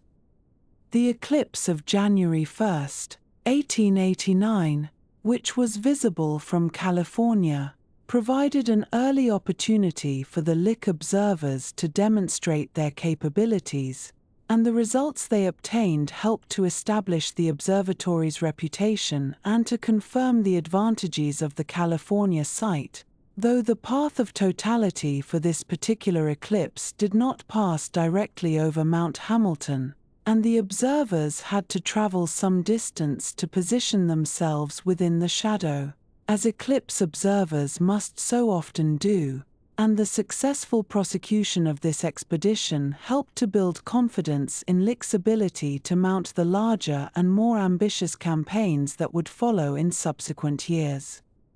Among the most dedicated and prolific of American eclipse observers during this period was David Todd, who served on the faculty of Amherst College and who led numerous expeditions over the course of several decades, traveling to locations around the world in pursuit of totality, and Todd combined genuine astronomical competence with a talent for organization and publicity that helped to secure funding for his ventures and to bring public attention to the scientific work being done, and his expeditions, though sometimes marked by the difficulties and disappointments that attend any such enterprise, contributed substantially to the body of knowledge about the solar corona and chromosphere, and helped to establish eclipse observation as a recognized specialty within American astronomy. The year 1895 saw the establishment of the Astrophysical Journal, which would become the leading publication in its field and which provided American astronomers with a venue for presenting their work that was fully the equal of any European journal, and this development was part of a broader professionalization of American solar physics that occurred during the closing years of the 19th century, as the discipline acquired the institutional apparatus, the specialized journals, the professional societies, and the graduate training programs that characterize a mature scientific field, and eclipse observation played an important role in this process, for it offered opportunities for American astronomers to engage with research questions at the frontier of knowledge and to demonstrate their capabilities to an international audience. By the time of the total solar eclipse of May 28, 1900, which crossed the southern United States from Louisiana to Virginia, American astronomy had attained a level of organization and ambition that would have been difficult to imagine a generation earlier, and the expeditions mounted to observe this eclipse reflected both the growth of institutional capacity and the emergence of rivalries among institutions that were now competing for prestige and recognition. And among the most notable of these rivalries was that between Lick Observatory and Yerkes Observatory, which had been established in Wisconsin in 1897 and which possessed an even larger refracting telescope than Lick's, and the teams from these two institutions approached the 1900 eclipse with determination to outperform one another and to establish their respective claims to leadership in American solar astronomy.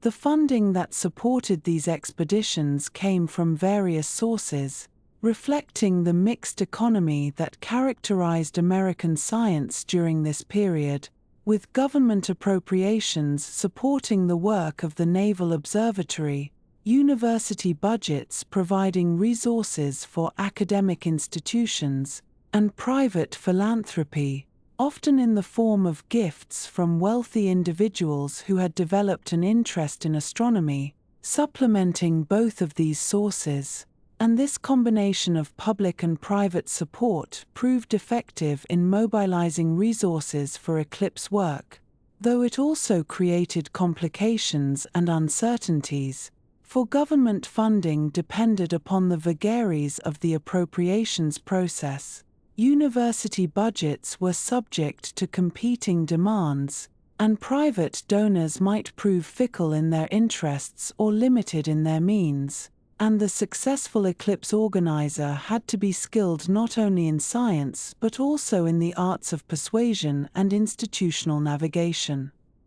As the 20th century opened, American eclipse astronomy thus stood on a foundation that had been built over several decades of effort, and the traditions and methods that had been developed would continue to shape the field for many years to come, and the gentle progression from the scattered efforts of mid-century to the organized campaigns of the century's end represents one thread in the larger story of American scientific development. A story of gradual accumulation rather than sudden transformation, of patient work and careful observation, of setbacks endured and lessons learned, and of the slow construction of the institutional and intellectual infrastructure that would eventually enable American astronomers to take their place among the leading practitioners of their science, and all of this unfolded against the backdrop of those brief, precious minutes of totality, when the shadow of the moon swept across the land and revealed, for a little while, the hidden outer reaches of our nearest star. The corona, that delicate halo of pearlescent light surrounding the eclipsed sun, presented 19th-century astronomers with a puzzle that would take decades to unravel, and in truth, certain aspects of this puzzle would remain stubbornly unsolved well into the 20th century, accumulating observations like fallen leaves gathering against a garden wall, beautiful in their abundance yet resisting any simple explanation. For much of the early eclipse observation period, scientists could not even agree on whether this faint luminous envelope belonged to the sun at all, or whether it might be an optical effect produced by our own atmosphere, or perhaps even a tenuous atmosphere surrounding the moon itself, and this fundamental question occupied some of the finest scientific minds of the era in a gentle but persistent debate that stretched across 3 decades. The uncertainty regarding the corona's true nature may seem surprising to us now, when we understand it to be an integral part of the Sun's extended atmosphere, but we must remember that early observers had only the briefest glimpses of this phenomenon, lasting mere minutes at most, and their instruments were still quite primitive by later standards. Some thoughtful observers noted that the corona seemed to change its appearance from one eclipse to the next, which suggested to some that it must be a terrestrial effect, perhaps light scattered by particles high in Earth's atmosphere, varying with local conditions. Others pointed out that the corona always appeared centered precisely on the Sun's position, not displaced as one might expect if it were produced by earthly causes, and this observation gradually strengthened the case for a solar origin. The lunar hypothesis, proposing that the corona might be a thin atmosphere surrounding the moon, had certain logical appeal in the 1840s and 1850s. The moon, after all, was the dark object at the center of the corona during totality, and perhaps it possessed a gaseous envelope that became visible only when backlit by the solar disk. However, careful observers noticed that the corona's inner boundary did not quite follow the moon's limb with perfect fidelity, and features in the corona remained fixed relative to the Sun's position even as the Moon continued its steady progress across the solar face. These observations, accumulated patiently over multiple eclipses, eventually convinced most scientists that the corona was indeed a solar phenomenon, though the nature and extent of this tenuous outer atmosphere remained mysterious. By the 1870s, the solar origin of the corona had become generally accepted within the scientific community, but this resolution of one question merely opened the door to many others. What was the corona made of, and how far did it extend into space, and why did it glow with that characteristic pearly light, and perhaps most puzzling of all, why did its shape seem to change so dramatically from one eclipse to the next? These questions would occupy eclipse expeditions for the remainder of the century and well beyond, each journey adding small pieces to an enormous puzzle whose overall picture remained frustratingly unclear. Arthur Schuster, a German-born British physicist of considerable ability and methodical temperament, organized an expedition to Egypt for the eclipse of May 1882, establishing his observing station at Sohag along the Nile, where clear skies could be reasonably expected during the spring season. Schuster was particularly interested in making precise photometric measurements of the corona's brightness, reasoning that quantitative data might reveal something about the physical processes responsible for the corona's luminosity. He employed carefully calibrated instruments to measure the intensity of coronal light at various distances from the Sun's limb, working with the systematic patience that characterized the best Victorian science. The measurements that Schuster obtained during those few precious minutes of totality showed that the corona's brightness decreased with distance from the Sun in a manner that could be described mathematically, though the physical interpretation of this decrease remained uncertain. He also made careful observations of the corona's overall form, noting the elongated streamers that extended outward in certain directions while the polar regions displayed shorter, more delicate rays. These photometric measurements, published in detail following the expedition, provided other scientists with reliable numerical data against which theories could be tested, and in this way Schuster's careful work contributed to the gradual accumulation of knowledge even without immediately solving the central mysteries. William Huggins, working from his private observatory in Tulse Hill, London, had pioneered the application of spectroscopy to astronomical objects, and he turned his attention to the corona during several eclipses in the 1860s and 1870s, though he also conducted coronal spectroscopy during periods outside of eclipse using specialized techniques. When sunlight is passed through a prism or diffraction grating, it spreads out into a rainbow of colors crossed by dark lines, each line indicating the absorption of light by a particular chemical element in the Sun's atmosphere. The corona, however, presented a somewhat different spectroscopic appearance, with certain bright emission lines that did not correspond to any element known from laboratory experiments. One particular green emission line in the coronal spectrum proved especially puzzling, appearing consistently in observations made by Huggins and others, yet matching no known terrestrial element. In the scientific fashion of the era, this mysterious substance was given a provisional name, coronium, in the hope that it represented a new element unique to the extreme conditions of the solar corona. The coronium hypothesis persisted for decades, surviving well into the 20th century, as scientists accumulated more spectroscopic observations without being able to identify the responsible element.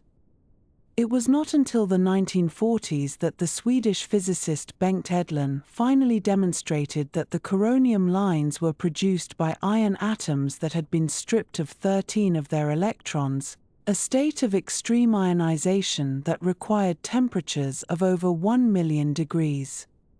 This identification solved one puzzle while creating another, for how could the corona, lying above the much cooler solar surface, possibly achieve such extraordinary temperatures? Charles Young, an American astronomer who observed multiple eclipses during the latter half of the 19th century, made particularly careful studies of how the corona's structure changed over time. He noticed that the corona's overall shape seemed to correlate with the solar cycle, that roughly 11-year period during which sunspot activity waxes and wanes.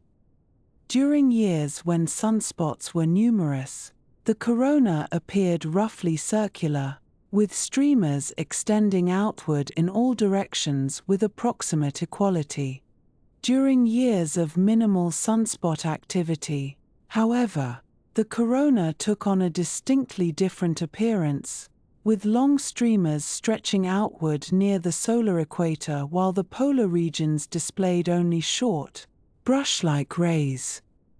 Young's observations of this correlation were significant because they suggested a connection between the corona and the magnetic activity that produces sunspots, though the precise nature of this connection remained unclear. The corona was evidently not a static structure but a dynamic one, responding to changes in the sun's behavior over periods of years, and this realization added another layer of complexity to the coronal puzzle. To understand the corona fully, scientists would need to observe it not just during single eclipses but over entire solar cycles, a requirement that demanded sustained international effort spanning decades. The eclipse expeditions of 1893 provided opportunities for detailed study of coronal streamers, those elongated features that extend outward from the sun like the petals of an ethereal flower. Observers stationed in Chile and Brazil, positioned along the path of totality that crossed South America, made careful drawings and photographs of these streamers, noting their curvature and apparent connection to specific regions on the solar surface.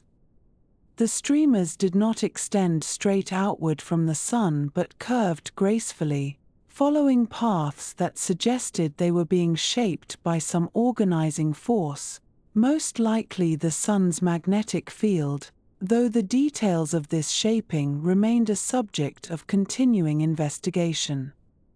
These South American expeditions also contributed to the growing archive of coronal photographs, images that could be examined long after the eclipse had ended, compared with observations from previous and subsequent eclipses, and measured with instruments not available in the field.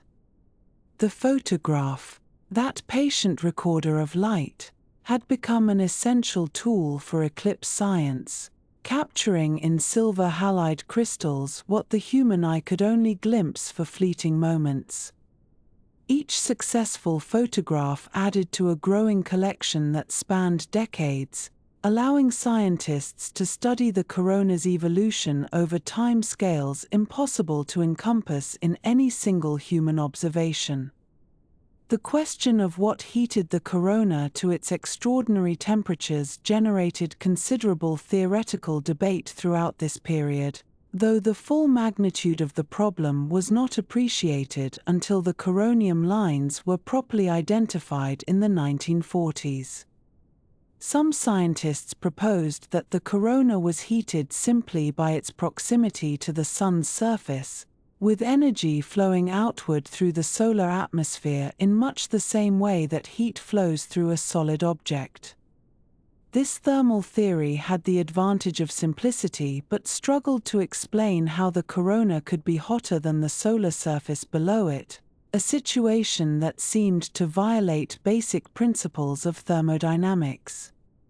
Other scientists, noting the apparent influence of magnetic fields on coronal structure, suggested that magnetic processes might somehow be responsible for heating the corona. Magnetic fields could store energy and release it through various mechanisms, potentially depositing heat in the outer atmosphere even as the underlying surface remained relatively cool.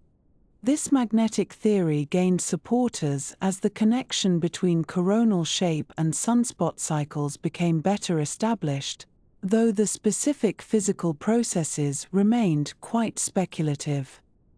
The debate between thermal and magnetic theories continued well into the 20th century, and in some respects continues today, as scientists work to understand the complex interplay of forces in the solar atmosphere.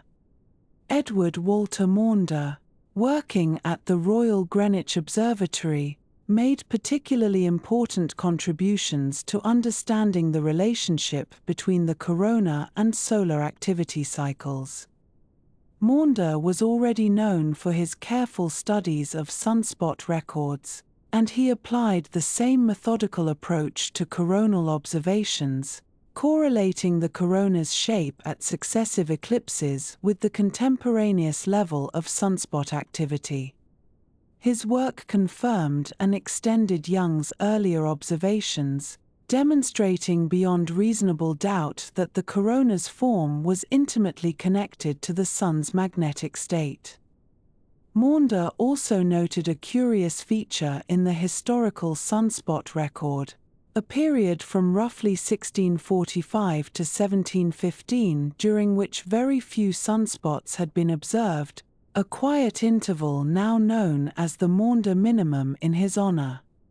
He wondered whether the corona during this period might have displayed a consistently minimal activity form, with equatorial streamers and weak polar regions throughout, though of course no reliable coronal observations existed from that early era.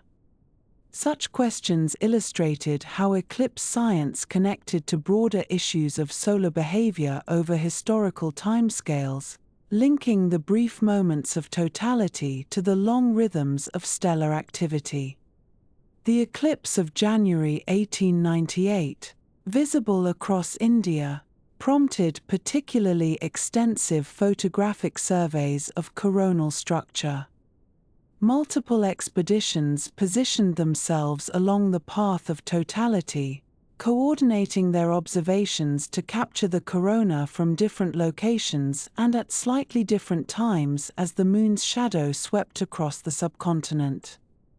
The resulting collection of photographs provided an unusually complete record of the corona's three-dimensional structure, allowing scientists to determine which features were consistent across all viewing angles and which varied depending on the observer's position. These Indian observations mapped the corona in greater detail than any previous eclipse, documenting streamers, plumes, and delicate wispy structures that extended far from the solar surface. The photographs showed that the corona was not a simple halo of uniform brightness but a complex and highly structured envelope, shaped by forces that scientists were only beginning to understand. Yet even as the observational record grew ever richer, the theoretical framework needed to interpret these observations remained frustratingly incomplete, a situation that would persist for decades to come. The puzzle of the corona's million-degree temperature, once it was finally recognized in the 1940s, proved to be one of the most enduring mysteries in solar physics. Here was the Sun's outer atmosphere, lying above a surface with a temperature of roughly 6,000 degrees, somehow heated to over 1 million degrees through processes that defied straightforward explanation. It was as if the air above a campfire were hotter than the flames themselves, a deeply counterintuitive situation that challenged scientists to identify some mechanism capable of delivering energy to the corona without passing through the cooler layers below. The eclipse expeditions of the late 19th and early 20th centuries had accumulated all the observational evidence needed to establish this puzzle, measuring the coronium lines that would eventually reveal the extreme temperatures, documenting the correlation with magnetic activity, mapping the complex structures that filled the corona. What they could not provide was the theoretical understanding needed to make sense of their observations, for that understanding depended on developments in atomic physics and plasma physics that lay decades in the future.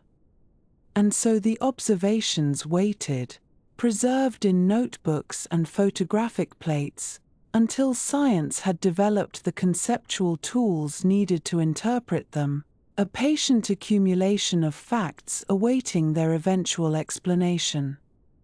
And so we arrive at what many consider one of the most significant scientific expeditions in modern history, though, as we shall see, the reality of that expedition was rather more complicated and uncertain than the triumphant narrative that followed.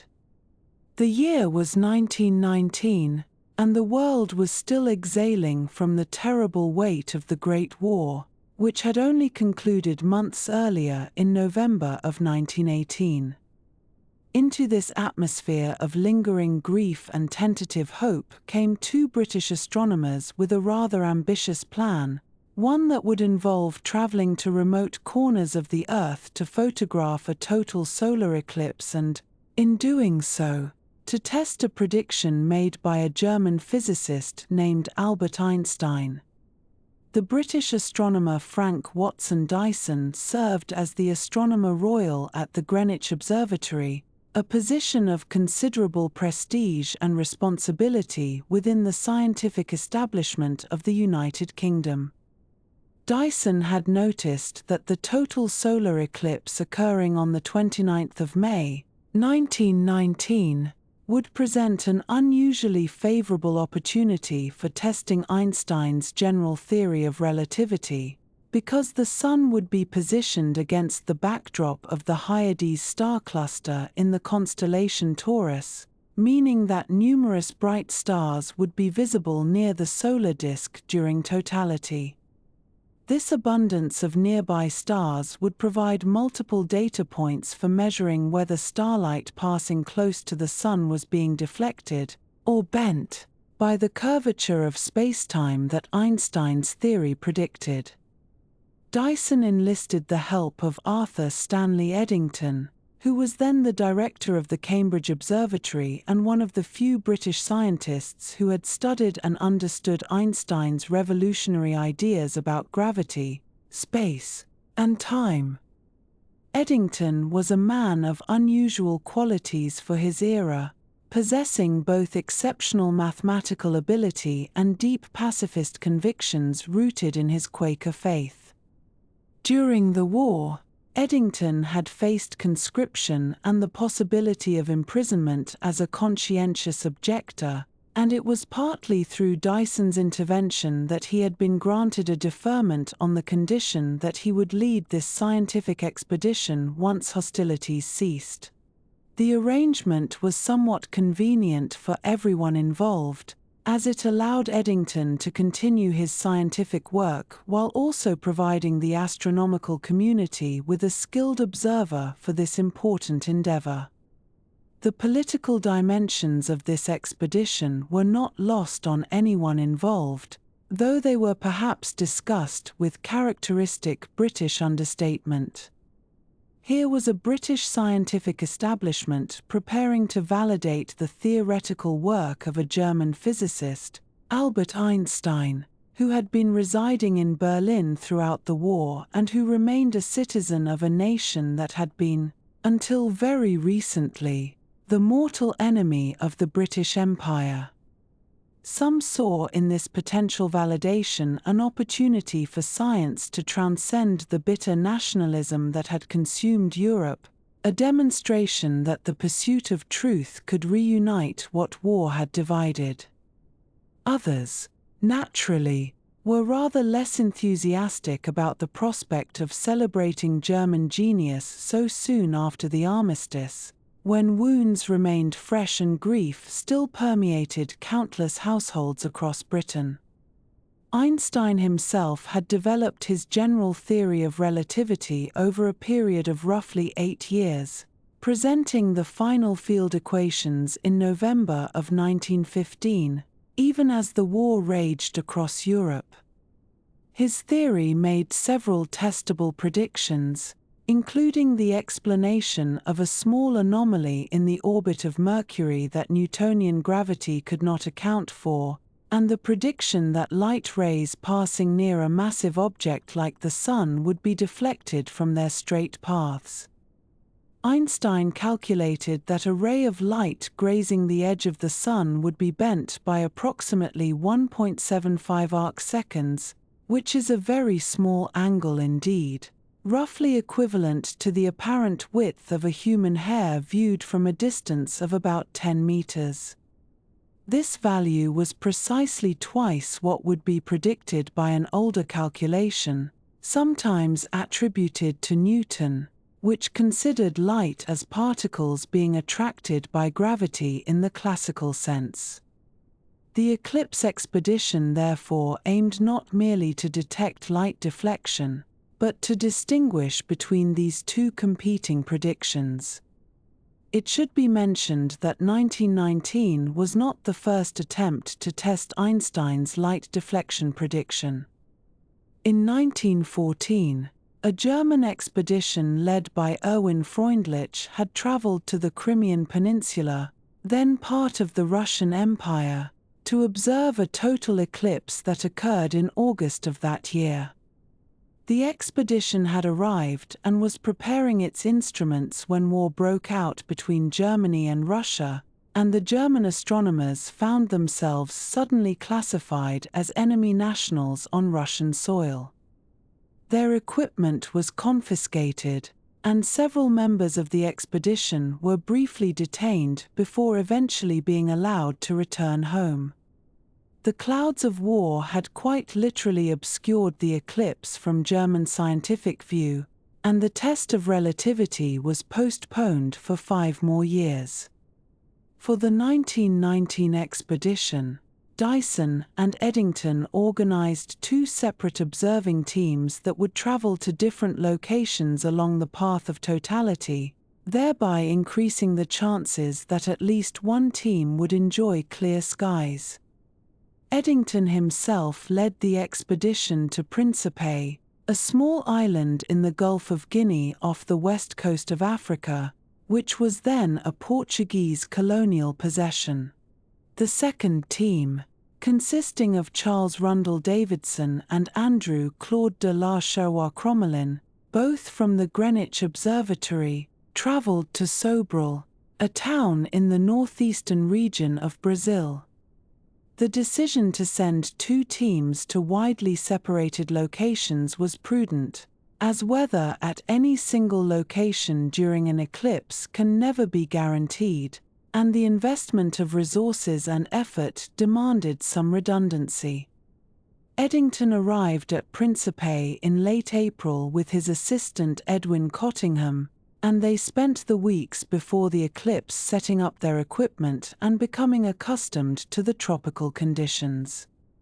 The primary instrument was an astrographic telescope that would photograph the star field around the eclipsed Sun, and these photographs would later be compared with reference photographs of the same star field taken when the Sun was elsewhere in the sky, allowing any positional shifts of the stars to be measured with great precision. The work of preparation was methodical and painstaking, involving careful alignment of instruments and testing of photographic plates, all conducted in the humid equatorial climate of the island. On the morning of the 29th of May, The day of the eclipse, Eddington and his team awoke to find clouds covering the sky, and rain fell through much of the morning. As the time of totality approached, the clouds began to thin somewhat, though they did not clear entirely. During the precious minutes of totality, which lasted approximately 5 minutes at Principe, Eddington managed to obtain 16 photographic exposures, working with focused determination as the darkened sun hung in the still cloudy sky above. When the eclipse ended and normal daylight returned, Eddington was uncertain whether any of his plates would prove usable, given the intervening clouds that had softened and scattered the starlight throughout the exposures. Meanwhile, in Sobral, Davidson and Crommelin had rather different weather but encountered their own technical difficulties. The skies over Brazil were clear on eclipse day, which was encouraging, but the team was using 2 different telescope systems, and one of them, the astrographic lens paired with a celostat mirror that tracked the sun, produced images that were disappointingly blurred. The heat of the Brazilian sun had apparently affected the mirror or the optics in some way that degraded the focus, and the resulting photographs showed distorted star images that would be difficult to measure with precision. Fortunately, the second instrument at Sobral, a 4-inch telescope, produced sharper images, though fewer of them, and these would ultimately prove more useful for the analysis that followed. The journey home was lengthy, and the work of measuring the photographic plates was even lengthier. Eddington famously began analyzing his Principe plates while still on the island and during the voyage back to England, eager to determine whether the light deflection had been detected and, if so, whether it matched Einstein's prediction or the smaller Newtonian value. Of the 16 plates he had exposed, only 2 showed star images clear enough for measurement, owing to the clouds that had plagued the observation. From these 2 plates, Eddington derived a deflection value that was consistent with Einstein's prediction, though the uncertainties were considerable given the limited data.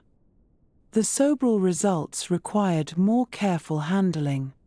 The blurred images from the astrographic telescope yielded measurements that actually seemed closer to the Newtonian prediction, but Davidson and Crommelin, along with Dyson, ultimately decided to set aside these measurements on the grounds that the systematic distortions in the images made them unreliable.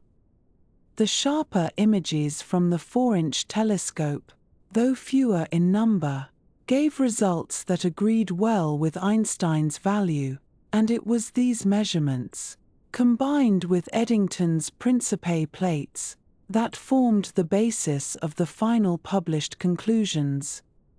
On the 6th of November, 1919, a joint meeting of the Royal Society and the Royal Astronomical Society was convened in London to hear the results of the eclipse expeditions. Frank Dyson presented the findings to the assembled scientists, explaining that the observations supported Einstein's prediction of light deflection by the full amount predicted by general relativity, rather than the half value that classical theory would suggest. The announcement was reported in newspapers around the world, with the Times of London carrying the headline stating that the scientific conception of the fabric of the universe must be changed, and Albert Einstein, previously known only within specialist circles, became an international celebrity virtually overnight. Yet the story did not end quite so tidily, and in the decades that followed, historians and scientists have revisited the 1919 data with more critical eyes. Some have questioned whether Eddington and Dyson were justified in discarding the blurred Sobral astrographic results, suggesting that this decision may have been influenced, consciously or not, by a desire to confirm Einstein's theory. Others have noted that the uncertainties in the measurements were large enough that the data could not really distinguish between Einstein's prediction and the Newtonian value with high confidence, and that Eddington's conclusions may have been somewhat premature. The philosopher of science Sir Karl Popper later used this expedition as an example in his discussions of scientific method, though his interpretation has itself been debated. None of this is to suggest that Einstein's general theory of relativity was wrong, for subsequent observations have confirmed its predictions with extraordinary precision. But the 1919 expedition, considered as a piece of experimental science, was perhaps not quite the decisive test that it was portrayed to be at the time. The clouds at Principe, the distorted images at Sobral, the limited number of usable plates, and the necessary choices about which data to include and which to exclude all introduced ambiguities that could not be fully resolved with the technology and methods available in 1919. Later expeditions would provide more robust confirmation of light deflection. In 1922, an eclipse visible from Australia was observed by several teams, including one led by William Wallace Campbell from the Lick Observatory in California, and these observations yielded results consistent with Einstein's prediction, though again with considerable measurement uncertainties. In 1929, another Lick Observatory expedition, this time led by Robert Julius Trumpeller, observed an eclipse from Sumatra in the Dutch East Indies and obtained measurements that agreed with general relativity with somewhat better precision than the earlier efforts. Each successive expedition refined the techniques of eclipse photography and astrometric measurement, gradually building a more secure empirical foundation for Einstein's theoretical edifice. Campbell himself had been something of a skeptic regarding relativity prior to his own observations, and his eventual confirmation of light deflection lent additional credibility to the result, coming as it did from someone who had approached the question without a prior commitment to Einstein's theory. The Lick Observatory expeditions were notable for their systematic attention to potential sources of error, including the effects of atmospheric refraction, optical aberrations, and thermal expansion of instruments, all of which had to be carefully controlled and corrected for in order to obtain reliable measurements of such small angular deflections.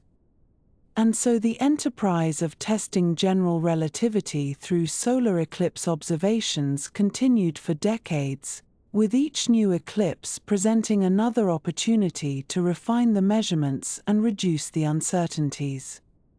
The expeditions required extensive planning, international cooperation, and considerable investment of resources, and they took scientists to remote locations around the globe, from the islands of the South Pacific to the deserts of Central Asia.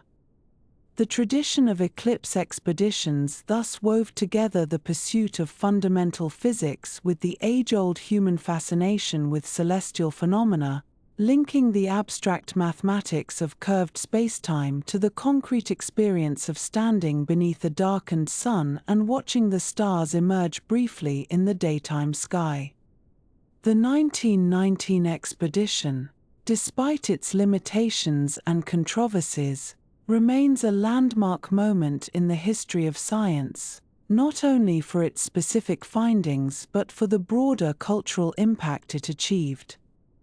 Einstein's elevation to worldwide fame symbolized the emergence of a new kind of scientific understanding, one that challenged common-sense intuitions about space and time and invited humanity to reimagine the fundamental nature of reality. that this transformation was announced in the aftermath of a devastating war, by British scientists validating a German theory, added layers of meaning that resonated far beyond the astronomical community.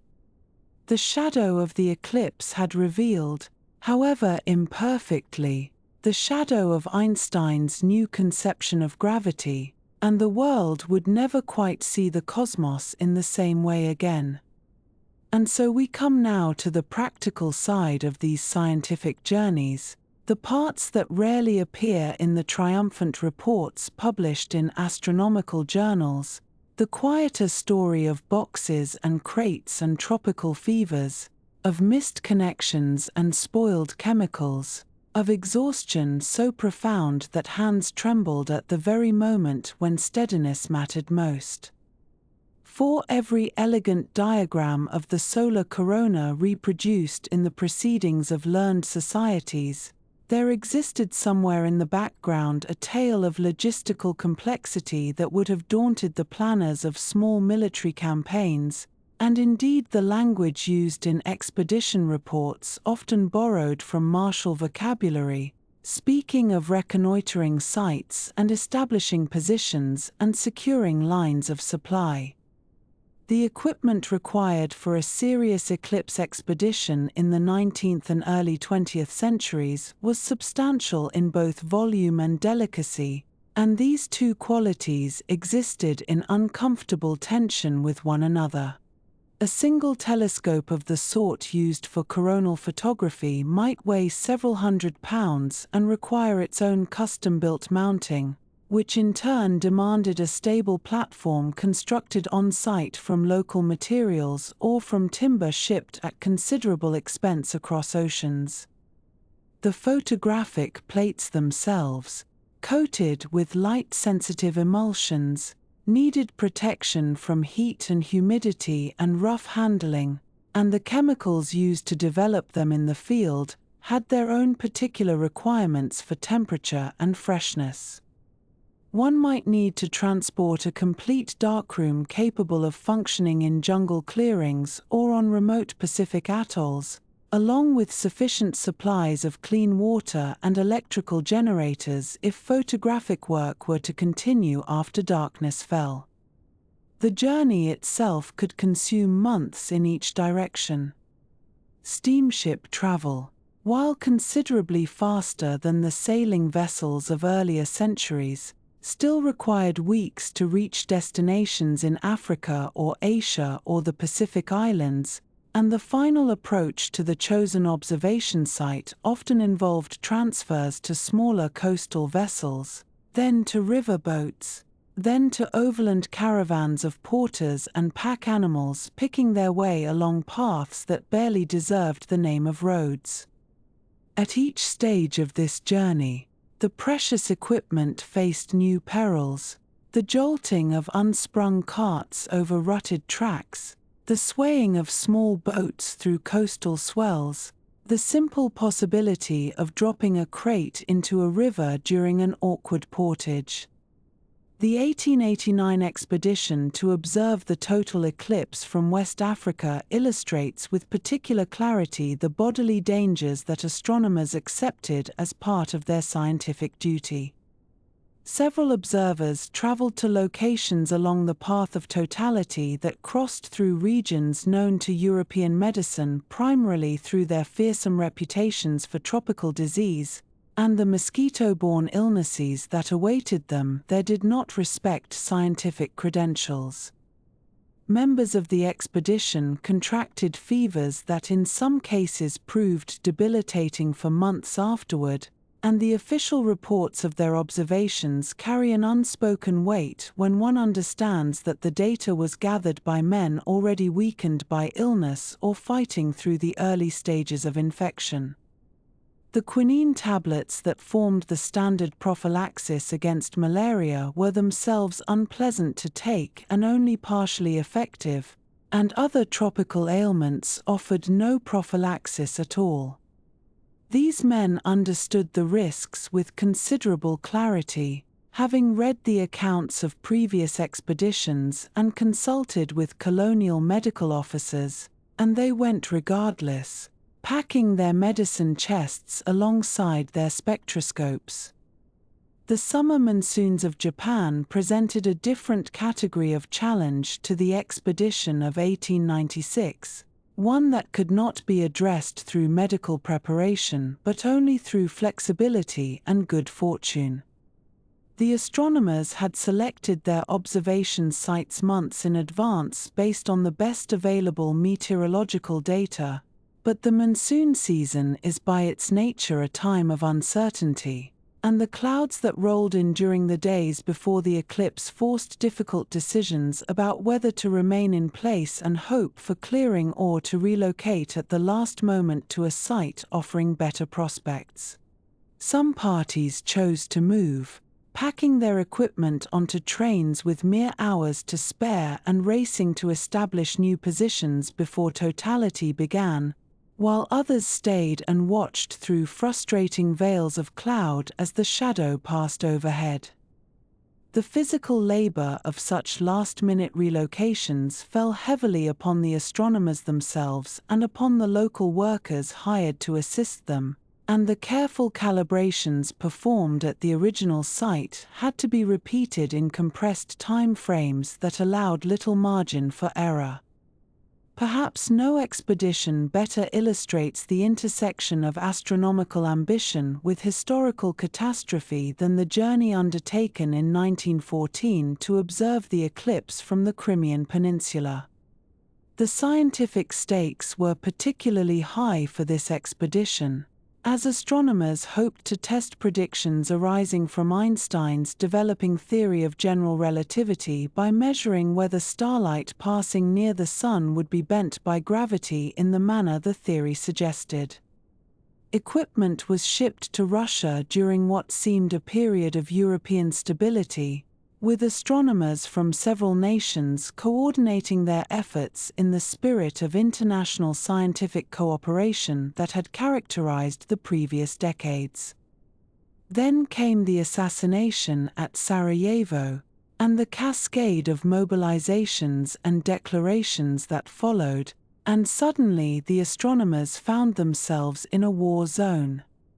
The German equipment was impounded by Russian authorities as property of an enemy nation, and the expedition members themselves faced internment or difficult journeys home through rapidly closing borders. The eclipse observations that might have provided an early test of relativity were never made, the instruments sitting uselessly in customs sheds while the shadow swept across a continent already beginning its descent into unprecedented violence.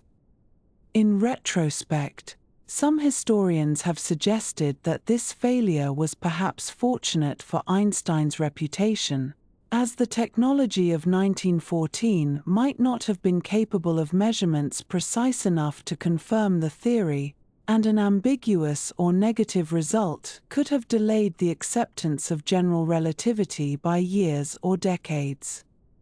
But such retrospective consolation was unavailable to the astronomers of that moment, who could only watch their careful preparations dissolve into the chaos of mobilizing armies. The journey of William Wallace Campbell to Flint Island in 1908 required a commitment of time that modern researchers would find almost inconceivable. Months of ocean travel to reach a tiny coral atoll in the Central Pacific, chosen because the path of totality crossed it and because its isolation offered some hope of clear skies uncontaminated by the smoke and haze of populated regions. The voyage out passed through weeks of empty ocean, the expedition members maintaining their instruments as best they could against the corrosive effects of salt air and the gentle but constant motion of the ship. Flint Island itself offered no harbor worthy of the name, requiring the transfer of equipment through surf in small boats, a process that held constant risk of catastrophic loss should a wave overturn a laden craft at the wrong moment. Once established on the island, The party could only wait for the appointed day, maintaining their health and their equipment and their mental readiness through the long idle hours between preparation and observation. The British eclipse of 1927 brought the phenomenon to home territory for many observers, but home territory offered no guarantee of home comforts when it came to weather. The path of totality crossed northern England and southern Scotland, regions not celebrated for the reliability of their June sunshine, and the meteorological predictions in the days before the event offered little encouragement. Most observation stations established for the eclipse found themselves watching through overcast skies when the critical moment arrived, the sun and its corona reduced to a diffuse brightening and dimming behind grey cloud rather than the sharp-edged spectacle visible from clearer locations. Years of preparation, careful selection of sites, construction of observing platforms and shelters, all came to nothing for observers who could only note in their records that totality had occurred somewhere above the clouds and that no useful data had been obtained. A few fortunate stations found breaks in the overcast and captured valuable observations, but the experience reinforced the fundamental uncertainty that underlies all eclipse work. The knowledge that no amount of preparation can command the weather to cooperate. The official published reports of these expeditions typically acknowledge in passing the assistance of local guides, interpreters, and labourists, but the acknowledgement rarely conveys the degree to which the success of the scientific work depended upon people whose names were often not recorded and whose expertise was considered too humble for detailed recognition.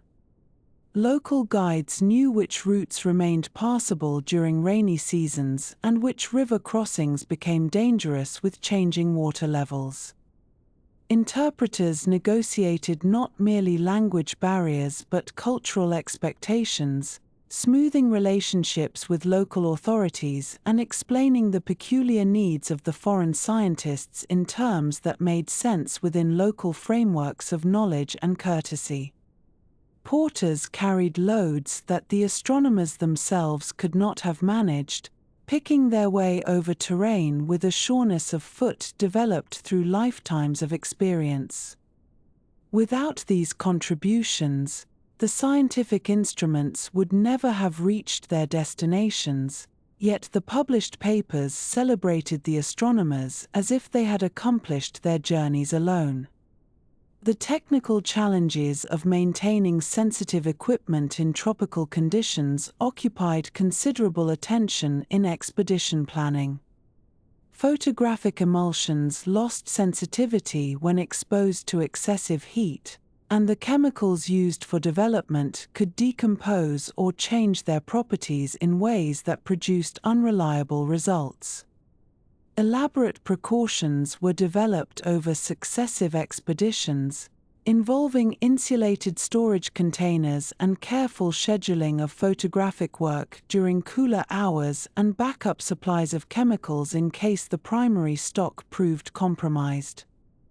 Telescope mirrors presented their own thermal difficulties, as the large glass surfaces responded to temperature changes by warping slightly from their carefully ground figures, distorting the images they formed until they had reached thermal equilibrium with their surroundings.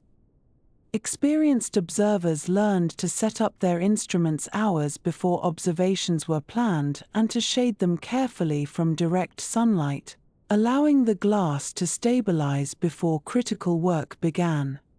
Food preservation for expeditions lasting months in remote locations required planning that might seem disproportionate to its apparent importance, until one considers that weakened or ill astronomers could not perform the demanding work of observation at the critical moment. Expeditions carried preserved meats and dried goods and whatever local provisions could be obtained along the way, but the quality and reliability of these supplies varied enormously depending on climate and the availability of resupply.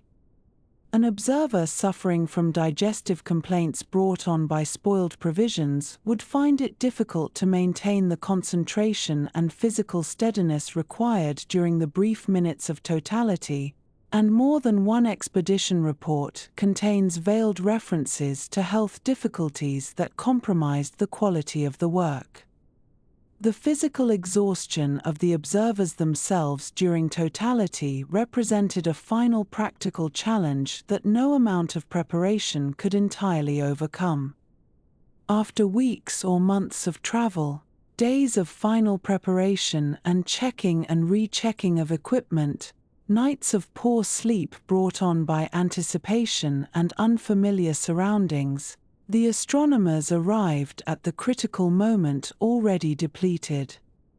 Then came totality itself, a few minutes during which every planned observation had to be executed flawlessly, every photographic exposure made at the correct instant, every adjustment to equipment performed with steady hands.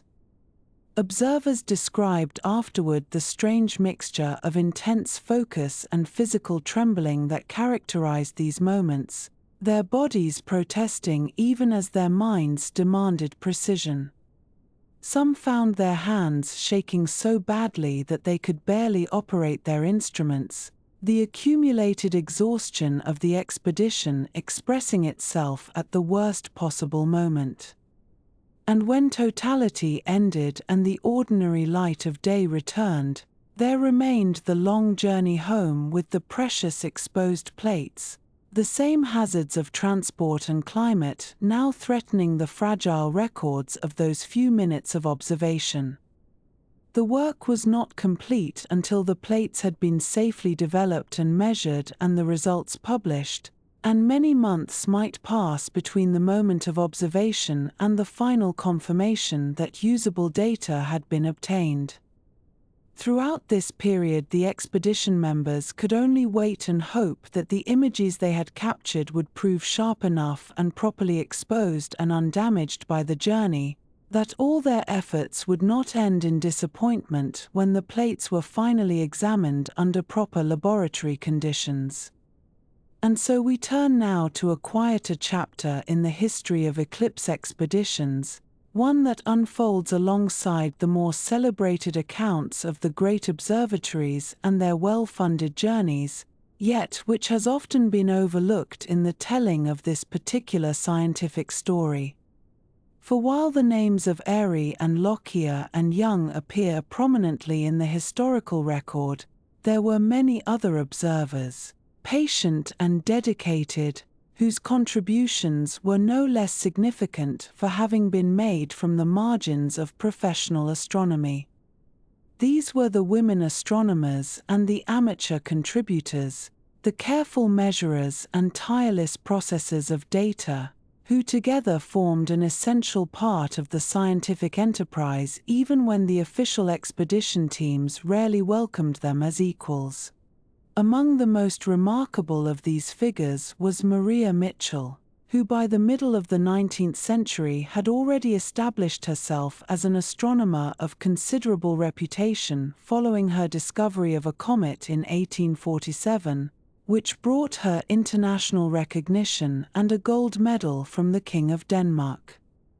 Mitchell had come to astronomy through her father, who had taught her to observe the heavens from their home on the island of Nantucket, and she had spent years working as a librarian and computer of navigational tables before being appointed, in 1865, as the first professor of astronomy at Vassar College, a newly founded institution for the education of women. It was from this position that Mitchell would organize some of the most significant eclipse expeditions undertaken by American women in the 19th century. The total solar eclipse of August 7, 1869, presented Mitchell with an opportunity to provide her students with direct experience of astronomical observation under field conditions, and she arranged for a party of Vassar students to travel to Burlington, Iowa, where the path of totality would pass. The journey itself was considerable, requiring several days of travel by rail, and the equipment had to be transported with great care, including telescopes and timing instruments that Mitchell had secured for her students to use. The expedition was not merely an educational exercise but a genuine scientific undertaking, with the students assigned specific tasks during the brief minutes of totality, including observations of the corona and the timing of contacts between the lunar disk and the solar limb. The skies cooperated on that August morning, and the Vassar party was able to complete their observations successfully, contributing their data to the broader scientific record of the eclipse.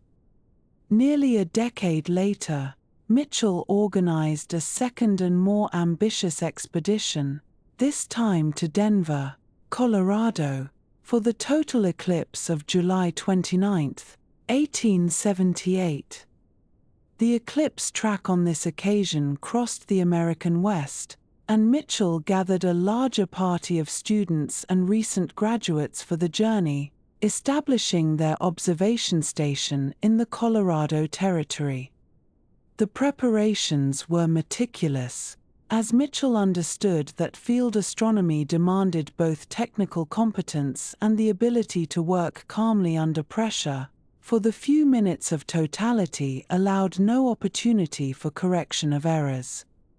Her students photographed the corona, sketched its delicate streamers, and recorded the sequence of phenomena as the moon's shadow swept across the landscape. Mitchell herself made careful observations, though she was by this time in her 60th year and her eyesight had begun to trouble her. The expedition demonstrated that women could conduct serious astronomical research when given the opportunity, and many of the students who participated in these journeys would go on to careers in science and education, forming what might be called the first generation of American women trained in practical observational astronomy. Among those who followed in the tradition that Mitchell had established was Annie Jump Cannon, who would later become famous for her work on stellar classification at the Harvard College Observatory. Before Cannon developed the system of spectral types that still bears her influence, she participated in eclipse expeditions that introduced her to the challenges and rewards of field observation. Born in 1863 in Dover, Delaware, Cannon had studied physics at Wellesley College and had developed a keen interest in astronomy, which led her eventually to the Harvard Observatory and its director, Edward Charles Pickering, who employed a number of women as computers and assistants in his ambitious program of stellar photography and cataloging. Cannon's participation in eclipse work exposed her to the spectroscopic techniques that would later form the foundation of her classification system, and the experience of observing under expedition conditions helped to sharpen her skills in the rapid assessment of astronomical phenomena. Her later contributions to astronomy would prove immense, but it is worth remembering that her path to those achievements passed through the dusty observation sites of eclipse expeditions, where she learned the practical arts of the astronomical trade. The role of women computers in processing eclipse data deserves particular attention, for while the observers who stood at the telescopes during totality received the recognition that comes with direct participation, the work of extracting useful information from the resulting photographs and measurements fell largely to women employed in subordinate positions at the major observatories. At Harvard, Pickering assembled a group of women computers who became known informally as the Harvard Computers, and among them was Williamina Fleming, a Scottish immigrant who had come to work for Pickering initially as a domestic servant before her evident abilities led to her employment at the observatory.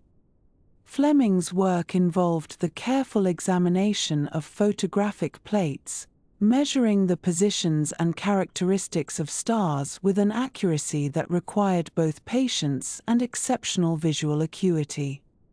When eclipse photographs arrived at Harvard for analysis, it was often Fleming and her colleagues who undertook the painstaking work of measurement and cataloging, quantifying the structure of the corona and identifying features that the observers themselves had not had time to note during the fleeting moments of totality. Fleming would later make significant discoveries of her own, including the identification of white dwarf stars and the Horsehead Nebula, but her early career was shaped by the meticulous processing of data gathered by others, work that was essential to the scientific enterprise yet rarely acknowledged in the published accounts of eclipse expeditions. In Britain, the situation was similar, though a few women managed to participate more directly in eclipse observation through their associations with male relatives who were themselves astronomers. Annie Scott Dill Maunder presents a particularly interesting case, for she combined genuine scientific ability with a determination to contribute to astronomy despite the barriers that professional institutions placed before women. Born Annie Russell in 1868, she studied mathematics at Cambridge, where she achieved the highest scores among women students in the mathematical tripos examination, though Cambridge at that time did not grant degrees to women.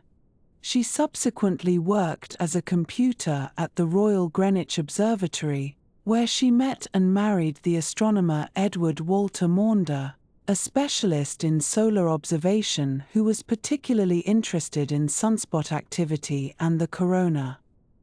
After their marriage in 1895, Annie Maunder accompanied her husband on several eclipse expeditions, including journeys to Norway, India, and other locations along the paths of totality that crossed the Earth in the years around the turn of the century. Annie Maunder's contributions to these expeditions extended well beyond simple assistance, for she was a skilled artist whose drawings of the solar corona captured details that photography of the era could not always render clearly. Her sketches showed the delicate streamers and arcs of the corona with a precision that required both scientific understanding and artistic ability, and they were published in the reports of the British Astronomical Association and other scientific journals. She also operated cameras and other instruments during totality, working alongside her husband as a full participant in the observations rather than merely as an assistant. The Maunders collaborated extensively on solar research, and Annie's contributions to their joint publications were substantial, though the conventions of the time often obscured the extent of her involvement. She later wrote popular books on astronomy and continued her solar observations well into the 20th century, though the professional recognition that her abilities merited was slow to come. Elizabeth Brown of Cirencester represents another strand of British women's participation in solar astronomy, for she came to the subject through the network of amateur astronomical societies that flourished in Britain during the Victorian era. Brown was a dedicated observer of the sun, maintaining systematic records of sunspot activity from her private observatory over a period of many years, and she served as director of the solar section of the Liverpool Astronomical Society, where she coordinated the observations of fellow amateurs and compiled their results for publication. Her work required the same patience and precision that characterized professional solar astronomy, and her records contributed to the understanding of solar variability that emerged during the late 19th century. Brown also participated in eclipse observations, traveling to observe totality when her circumstances permitted, and her accounts of these experiences were published in the journals of the amateur astronomical community. She demonstrated that serious scientific work could be accomplished outside the professional observatories, and her example encouraged other women to pursue their interests in astronomy despite the obstacles they faced. Harriet Bigelow's eclipse observations add another thread to this tapestry of women's contributions, for she too worked at the margins of professional astronomy while making genuine scientific contributions. Her observations were careful and systematic, recorded in the detailed manner that characterized the best amateur work of the period, and they found their way into the scientific literature through the publications of astronomical societies and the networks of correspondence that linked observers across great distances. The exclusion of women from most official expedition teams was not a matter of explicit prohibition in all cases, but rather reflected the assumptions of the era about appropriate roles and capabilities. Expedition leaders who assembled their parties from observatory staff and university colleagues drew upon pools of potential participants that were themselves almost entirely male, and the physical demands of travel to remote locations were sometimes cited as reasons for excluding women, though women like Maria Mitchell and Annie Maunder demonstrated repeatedly that they were fully capable of managing such journeys. The result was that women's contributions to eclipse science were largely confined to the processing of data after the expeditions had returned, or to observations made under the auspices of amateur societies rather than professional institutions. This confinement to data processing meant that women performed much of the essential intellectual labor of astronomy while receiving little of the credit that accrued to those who made the observations in the field. Amateur astronomical societies played a significant role in democratizing eclipse observation, organizing viewing parties and encouraging members to contribute whatever observations they could manage with their available equipment. The British Astronomical Association, founded in 1890 with the explicit aim of being open to all interested persons regardless of sex or professional qualification, established observation networks that coordinated amateur contributions to eclipse science. The association's Eclipse section published detailed guides for observers, explaining what phenomena to watch for and how to record observations in a standardized format that would make them useful for scientific analysis. Reports from amateur observers were compiled and published in the association's journal, creating a record of eclipse phenomena that complemented and sometimes extended the observations made by professional expeditions. The practice of appealing to citizen observers through newspapers became common during the 19th century, as astronomers recognized that the path of totality crossed regions where professional observers could not always be stationed. Newspapers published instructions for readers who found themselves within the shadow track, explaining how to note the timing of contacts and the appearance of the corona, and inviting them to send their observations to designated scientific authorities. The responses to these appeals varied greatly in quality and usefulness, but they represented a genuine effort to involve the broader public in scientific observation, and some of the timing data contributed by ordinary citizens proved valuable for refining the predictions of future eclipses. The gradual accumulation of these contributions, from professional women working as computers, from dedicated amateurs organizing themselves through societies, from citizens responding to newspaper appeals, formed a foundation of data and experience that supported the more celebrated achievements of the famous expeditions. The work was often invisible, credited to institutions rather than individuals, or omitted entirely from the published accounts that shaped the historical memory of eclipse science. Yet without the patient measurers and careful recorders, without the drawings and photographs and timing observations contributed by those who worked outside the bright circle of professional recognition, the scientific understanding of the Sun and its corona would have advanced more slowly and less surely than it did. And so as we consider the history of eclipse expeditions, we might hold in mind these quieter figures, the women and amateurs whose names appear only in footnotes if they appear at all, yet whose work was woven through the scientific enterprise at every level.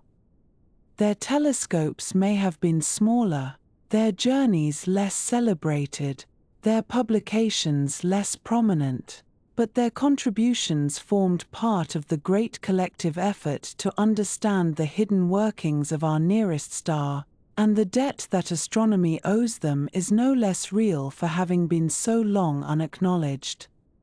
And so we come now to the years that followed the Second World War, a period in which the character of eclipse expeditions began to change in ways both gradual and profound, as new technologies emerged from the laboratories and proving grounds of that global conflict, finding peaceful application in the study of our nearest star.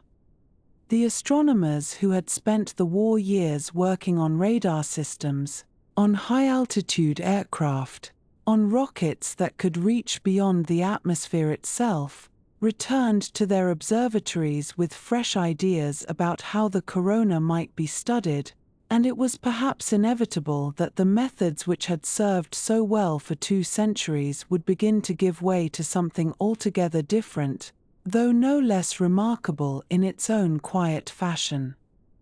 The eclipse of February the 25th, 1952, which traced its shadow across eastern Africa and the Arabian Peninsula, represented in many ways the culmination of the traditional grand expedition, with teams from numerous nations converging on Khartoum in the Anglo-Egyptian Sudan, where the skies were expected to be clear and the duration of totality would extend to more than 3 minutes. The British expedition established itself along the banks of the Nile, setting up their spectroscopes and cameras and coronagraphs in the dry desert air, surrounded by the ancient landscape that had witnessed so many passages of human civilization. The Americans came with their own complement of instruments, as did the French and the Egyptians and observers from a dozen other nations, all gathering in that storied city where the blue Nile meets the white, their equipment spread across courtyards and rooftops and purpose-built observation platforms. There was something almost elegiac about the Khartoum expedition, though the participants themselves may not have recognized it at the time, for it represented perhaps the last occasion when such a traditional approach would yield results that could not be obtained through other means. The observers unpacked their brass-fitted instruments and their glass photographic plates with the same careful attention their predecessors had shown at stations in India and Siberia and the remote Pacific Islands, setting up their equatorial mounts and checking their drive mechanisms and calculating their exposure times with the same mathematical precision that had characterized the work of Unsung and Lockyer nearly a century before. The skies cooperated magnificently, presenting a corona of delicate streamers extending far into the surrounding darkness, and the photographs obtained that day would contribute valuable data to the ongoing study of solar activity and coronal structure.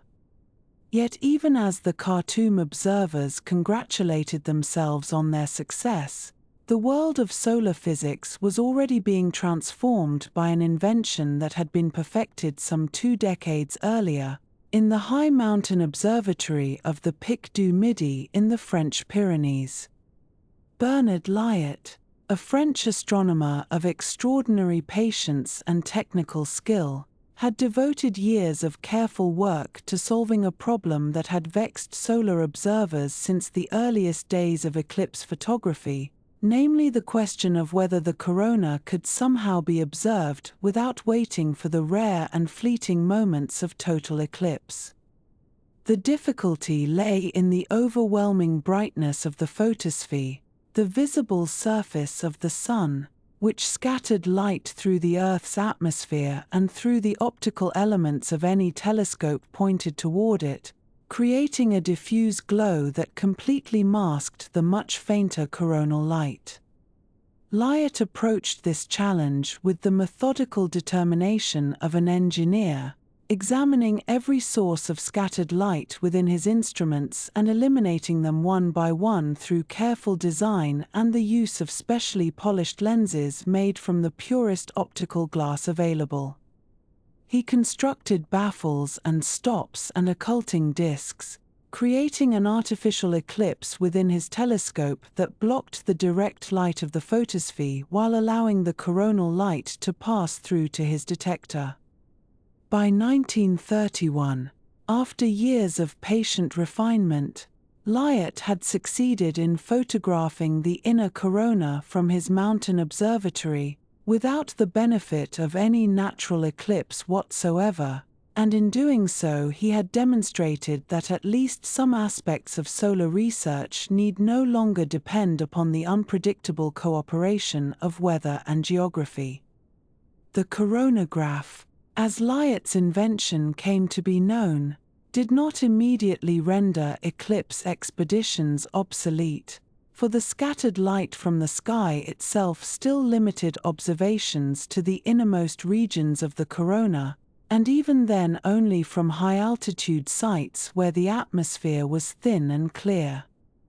The outer corona, extending for many solar radii into the surrounding space, remained accessible only during natural eclipses, as did certain spectroscopic observations that required the complete elimination of photospheric light. Nevertheless, the psychological impact of Lyot's achievement was considerable, for it demonstrated that technological ingenuity might eventually free solar physics from its dependence on these rare celestial alignments, and it encouraged other researchers to explore alternative approaches to coronal observation. The eclipse of October 2, 1959, which passed across the Pacific and the northeastern regions of North America, witnessed the first serious attempt to extend the precious minutes of totality through the application of another technology that had emerged from the war years. High-speed jet aircraft, capable of traveling at velocities approaching that of the lunar shadow itself, offered the tantalizing possibility of chasing the eclipse across the surface of the Earth, remaining within the zone of totality for far longer than any ground-based observer could hope to achieve. A specially equipped aircraft, carrying scientists and their instruments, took off from an airfield in New England and flew southwest along the path of totality at more than 500 miles per hour, matching the shadow's progress and extending their observation time by several precious minutes.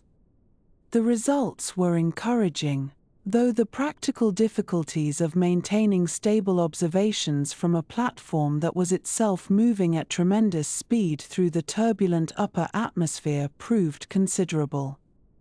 The aircraft vibrated with the rumbling of its engines, and the windows through which the observers photographed the corona were subject to optical distortions from the pressure differentials and temperature gradients of high-altitude flight. Nevertheless, the principle had been demonstrated, and future expeditions would refine these airborne techniques, eventually achieving observation times of more than an hour by flying along the shadow path in specially modified aircraft with sophisticated stabilization systems and optical windows designed to minimize distortion. The following decade brought further innovations, including the use of high-altitude balloons to carry instruments above the densest layers of the atmosphere, where the sky was dark enough to permit coronagraph observations of considerable sensitivity. These balloon-borne coronagraphs floated at altitudes of 20 kilometers or more, suspended beneath enormous envelopes of thin plastic film, drifting with the stratospheric winds while their instruments recorded the corona with a clarity that ground-based observers could rarely achieve. The technique required careful coordination with weather services and the development of specialized pointing systems that could maintain stable orientation despite the gentle swaying of the balloon platform, but the results justified the effort, providing data on coronal structure and dynamics that complemented the observations obtained during natural eclipses. The eclipse of February 15, 1961, which swept across southern Europe from the Atlantic coast of France to the shores of the Black Sea, brought into sharp relief the political complications that could affect scientific cooperation in the age of Cold War tensions. The path of totality crossed both NATO and Warsaw Pact nations, passing through France, Italy, Yugoslavia, and on into the Soviet Union, and the organization of international observation campaigns required delicate diplomatic negotiations alongside the usual logistical planning. Western astronomers who wished to observe from stations in Bulgaria or Romania found themselves navigating bureaucratic procedures that their 19th-century predecessors had never encountered, filling out visa applications and seeking official permissions from governments suspicious of any foreign presence on their territory. Yet science, in its patient and unassuming way, often found paths around such obstacles, and the 1961 eclipse was observed by teams from both sides of the Iron Curtain, their results eventually published in the international journals that continued to serve as neutral ground for the exchange of astronomical data. The French established their primary station near the village of Digne in Haute-Provence, while Italian observers gathered at locations throughout the northern part of their peninsula, and Yugoslav astronomers set up their instruments along the Dalmatian coast. Further east, Soviet teams had prepared elaborate observation campaigns at stations in Georgia and Azerbaijan, where the duration of totality was greatest, and the data obtained from this coordinated international effort contributed to ongoing studies of coronal temperature structure and magnetic field geometry. By the mid-1960s, yet another technology had entered the arsenal of eclipse observers, one that represented perhaps the most dramatic departure from traditional methods.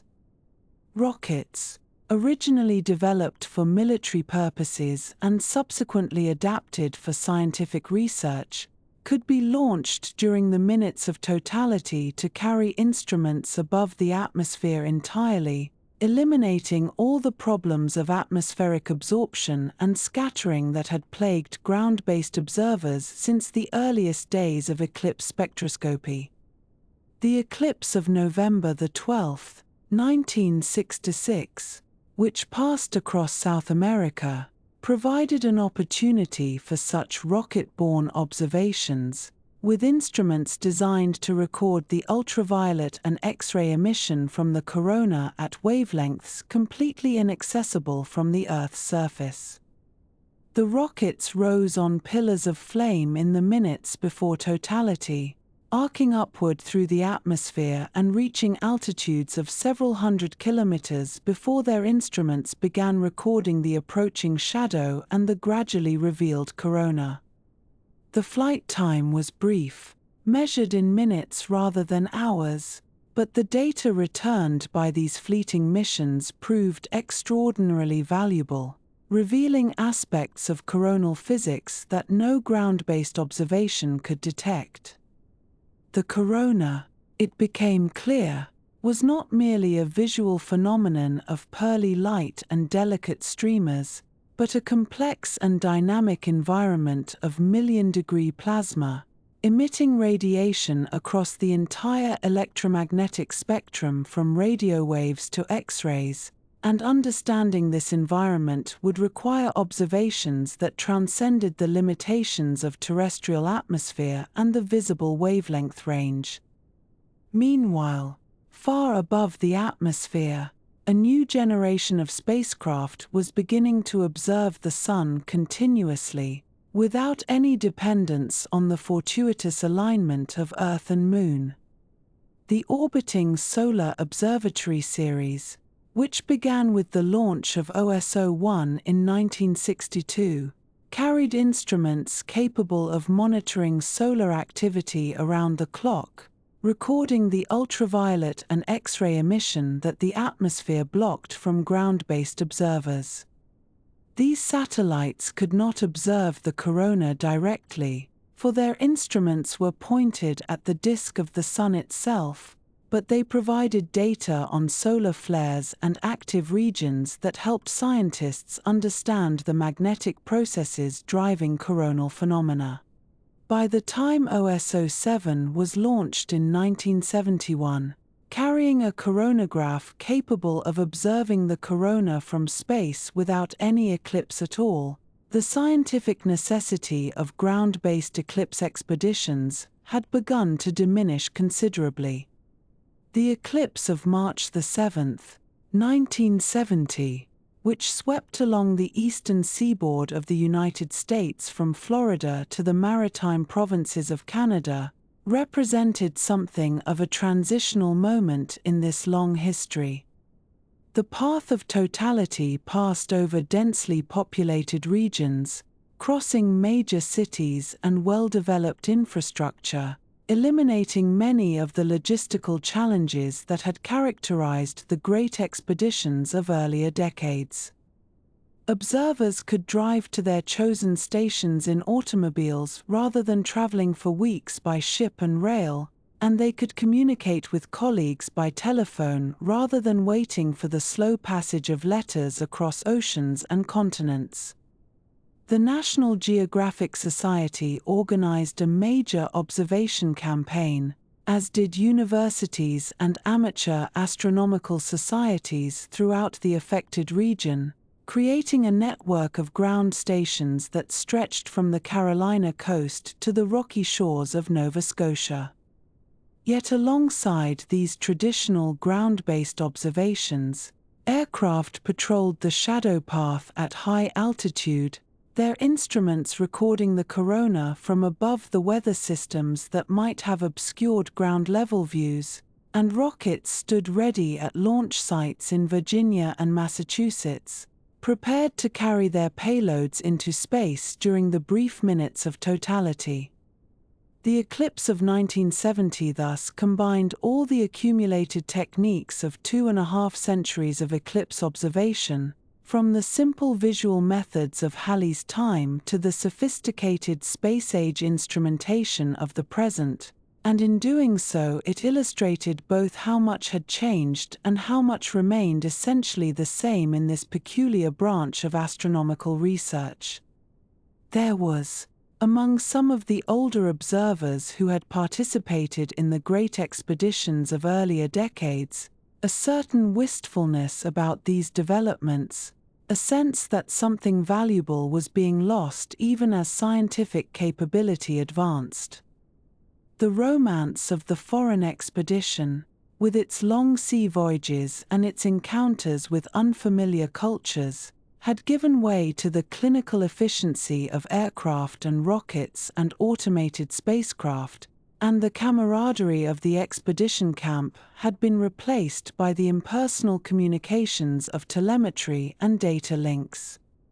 The corona itself remained as beautiful and mysterious as ever, a crown of pearly light surrounding the darkened sun, but the experience of observing it had been transformed beyond recognition. Yet perhaps this transformation was itself part of the larger story of scientific progress, the gradual replacement of human presence with mechanical observation, the steady extension of our senses into realms where no human body could venture. The astronomers who had labored in the tropical heat of Tonga and the frozen wastes of Siberia had done so because no other means existed for obtaining the data they sought, and if their successors could now obtain equivalent data from the comfort of a laboratory, monitoring instruments that circled the Earth in the vacuum of space, this represented not a diminishment but an achievement, the fulfillment of goals that earlier generations had scarcely dared to imagine. And so the great era of eclipse expeditions drew gradually to a close, not with any dramatic conclusion but with a quiet transition, as the techniques of space-age solar physics rendered the traditional methods increasingly unnecessary for cutting-edge research. Astronomers would continue to travel to observe eclipses, of course, drawn by the beauty of the spectacle and the desire to witness firsthand the phenomenon that had inspired so many generations of their predecessors, but the scientific imperative that had once driven these expeditions was now largely satisfied by instruments that never touched the ground and observers who never left their laboratories. The story of eclipse expeditions had become, in a sense, a chapter in history rather than a continuing narrative, a record of how science had once been done, preserved in photographs and logbooks and the memories of those who had participated in its final years.